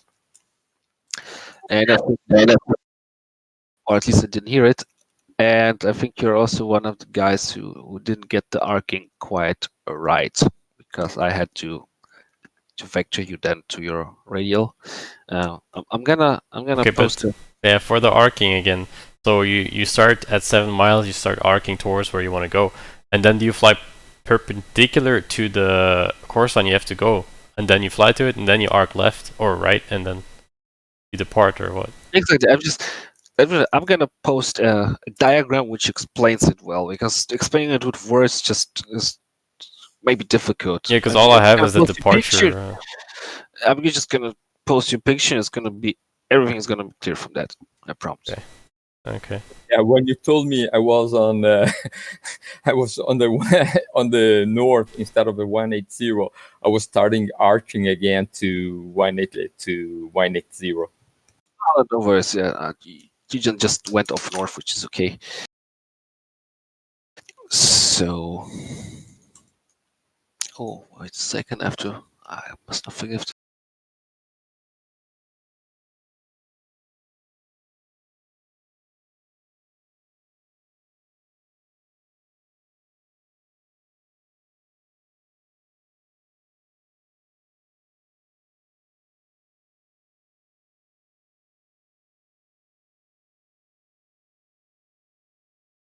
So that was something.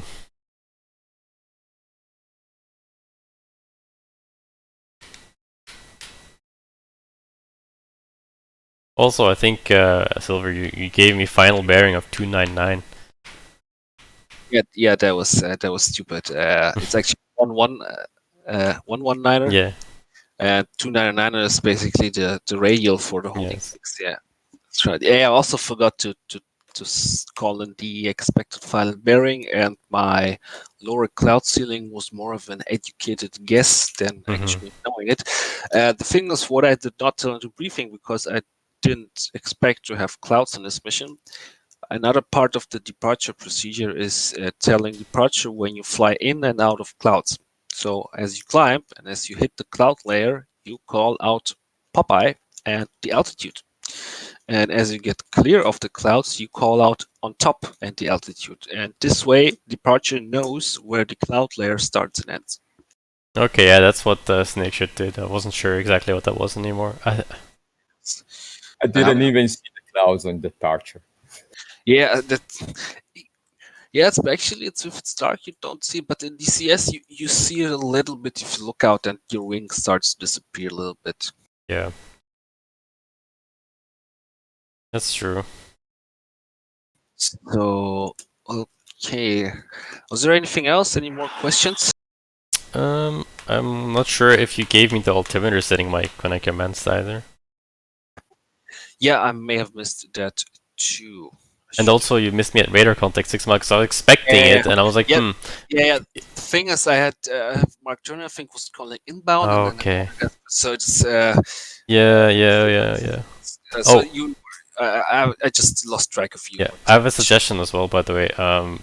We need to put the DCS AI shit on another frequency, because that is impossibly annoying for us. Yeah, probably a good idea. It used to be on a different frequency. But just, it doesn't even have to be, it can be a reserve frequency. You just go to it, you ask inbound, and you just switch instantly away from it again. You don't need to hear it, it just needs to be the lights. That's it. And then you don't have because I remember Jaeger was getting instructions from you, and I could hear the stupid AI saying its whole thing, and because these guys use like voice attack or Vicom or something, right? Every time they say inbound to you, it recognizes it as a command, so the AI just starts talking back, and it's super annoying. At least on XUP I could hear it. Like I could hear the beep. That means that it's inputting it, right? I guess I don't use it, but you heard from me because I have a different button for AI communication. So when I give to commands to Vicom, I'm on a different. I'm not talking on an SRS. Okay. The problem is it comes back. Okay, yeah. Oh man. Okay, I call inbound, so you don't hear me calling inbound, but then you're gonna hear the AI saying, okay, whatever. Yeah. Okay, well, I have a couple of things written down for myself that I'm going to take over with myself later today or tomorrow, and then I'll probably do some practice runs before tomorrow, and then we'll see how it goes. You've royally screwed up a little bit there. Snake, some comments from your side. Yeah, I didn't really pay too much attention to what happened with the other guys really because my girlfriend just went to work, but I think overall it did sound all right. I didn't really see the traps or the commence times, but They were reasonable. The traps were also good. I think we had 2 wires and 1 4-wire, and I don't remember what Exap had. 3-wire? I think also the 2-wire. So, but we didn't have 1 wire, which is a good thing. Yeah, I mean it's not bad at all.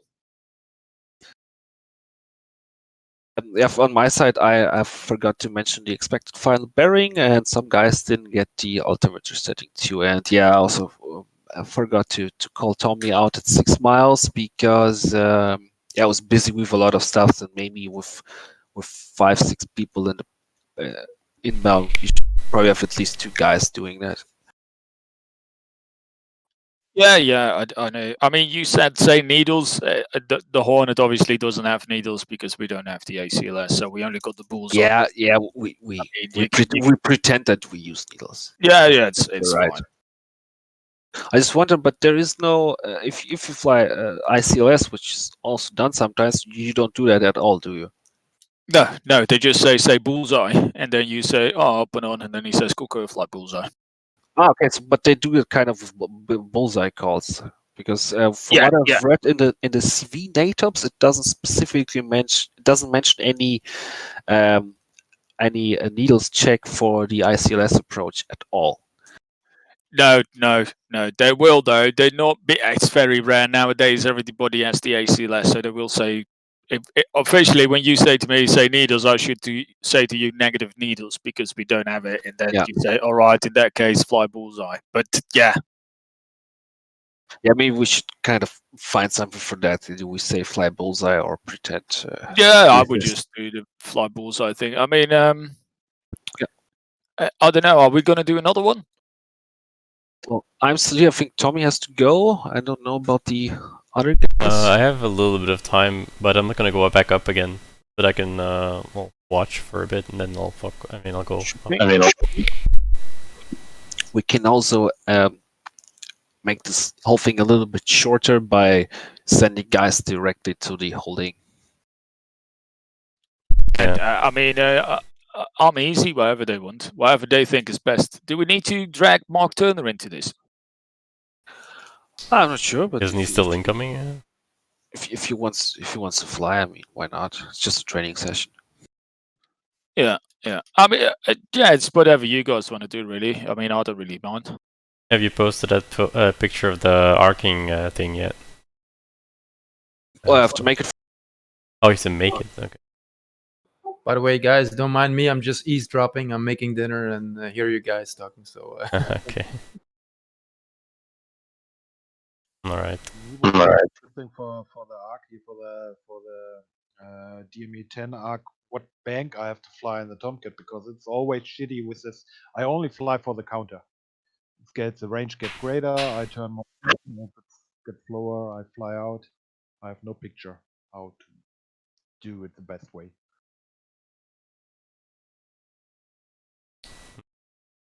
About that. Say that again. The best way to fly the 10 DME arc, because in the Tomcat I only got the range counter, and that's the only way I know how to make something similar to a circle.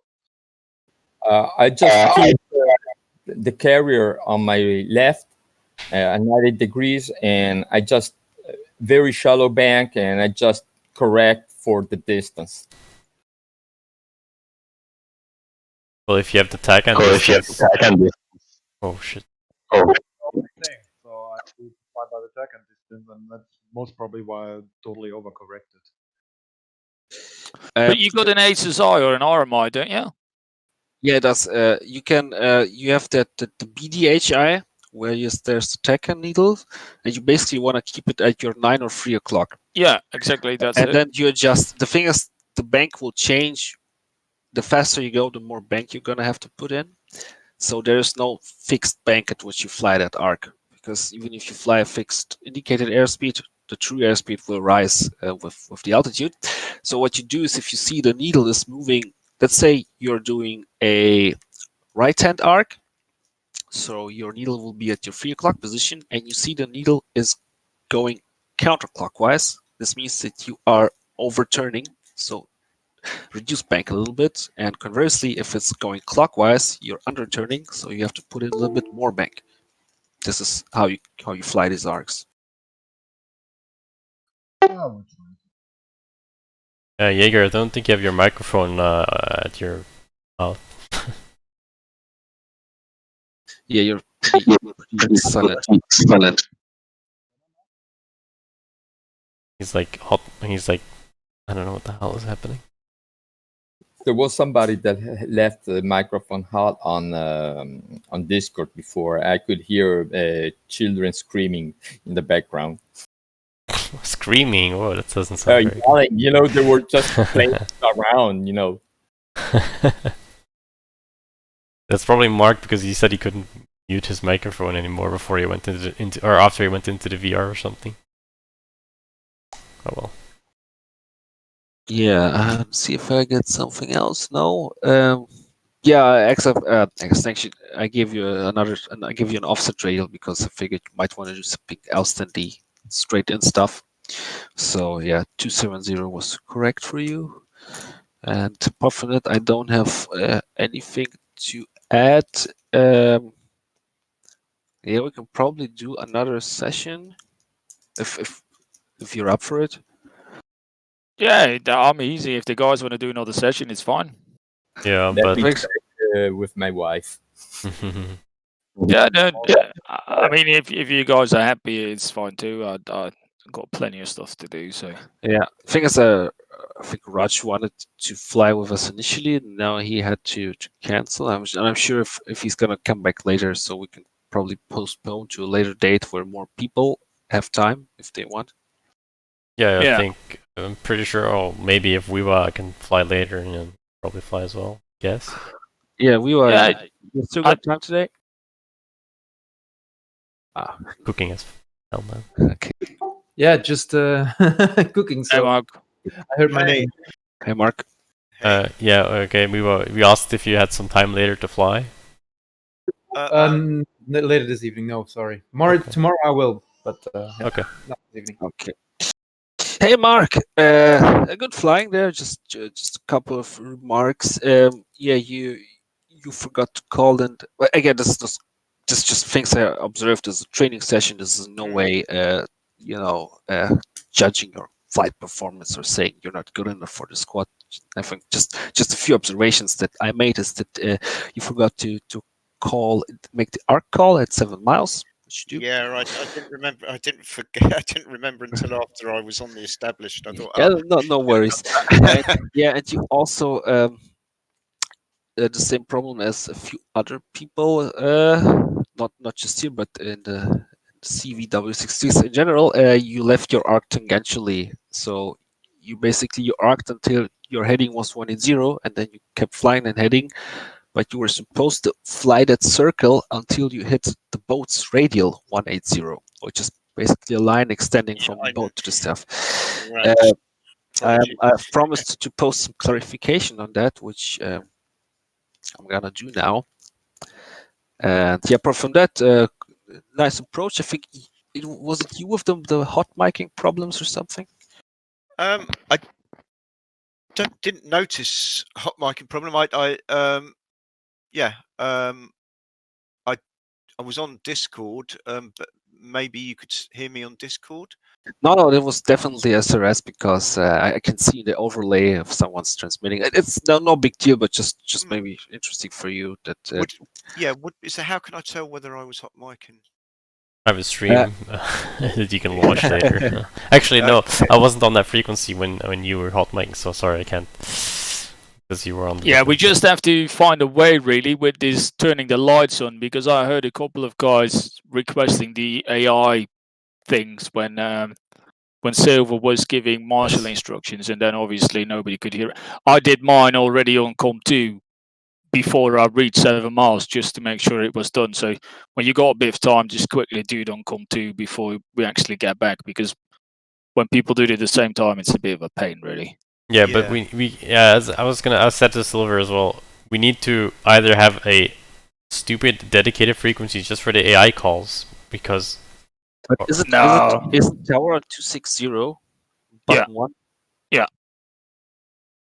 You don't need to use that with human ATC. No, yeah. no, not Okay. in a case 3. You do in a case 1, obviously. Yeah. But Oh yeah, right, yeah. So yeah, it is already okay, that's fine then. Yeah. That's fair. Yeah, just for everybody. I'm pretty sure though. I mean, in my previous squadron, it was only one guy asking for the lights, and the lights were on for everybody. So I'm a bit. We'll just have to test that one day, maybe. Yeah.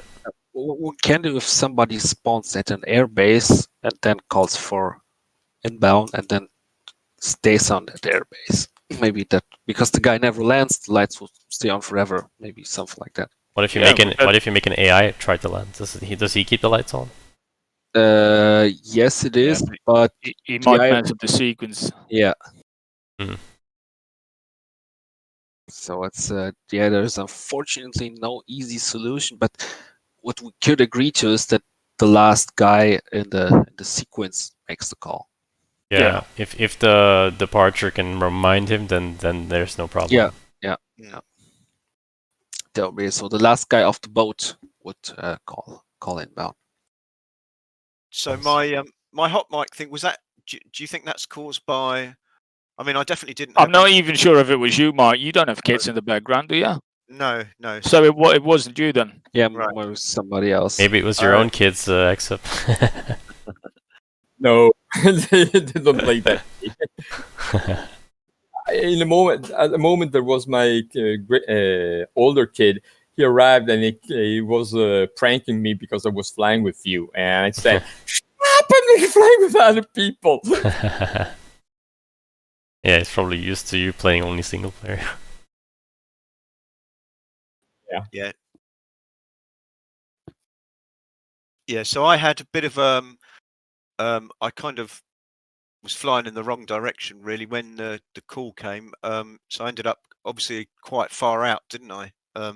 Yeah, you went pretty far to the west. Yeah. Was surprising. I landed scenic with route. £1,000 of fuel. Oh.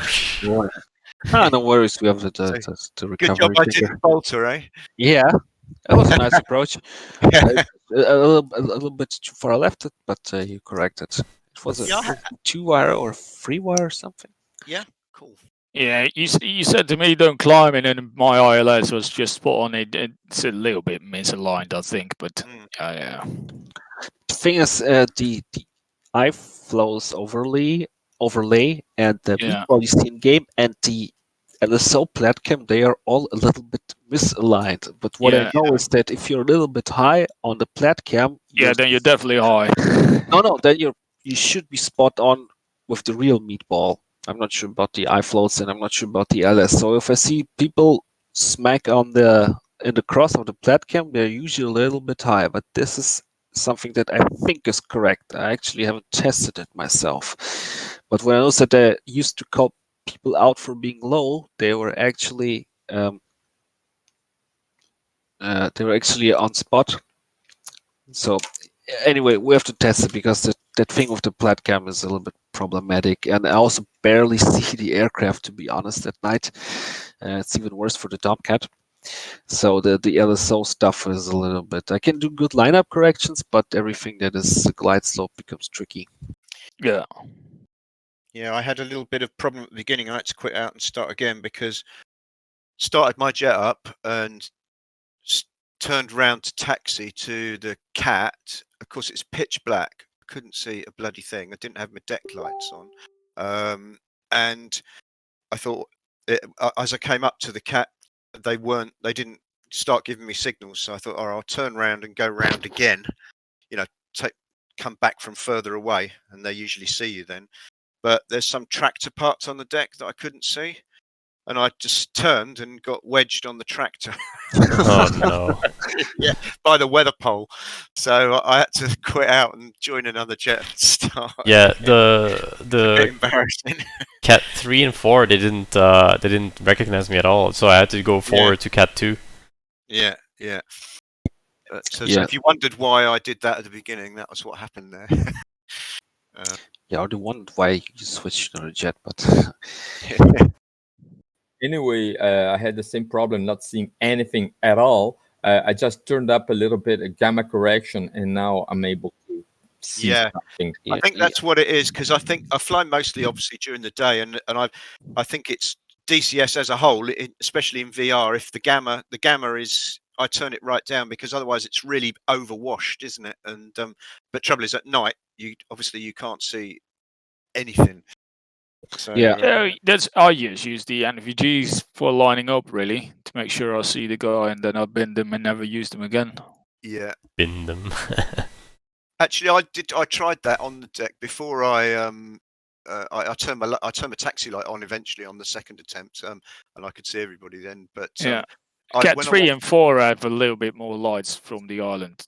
I also recommend using that. Yeah. Maybe after 1.5 year early access, we finally get the glowing stuff. Finally get one. Yeah, the glow sticks. Yeah, some guys. That'd be cool.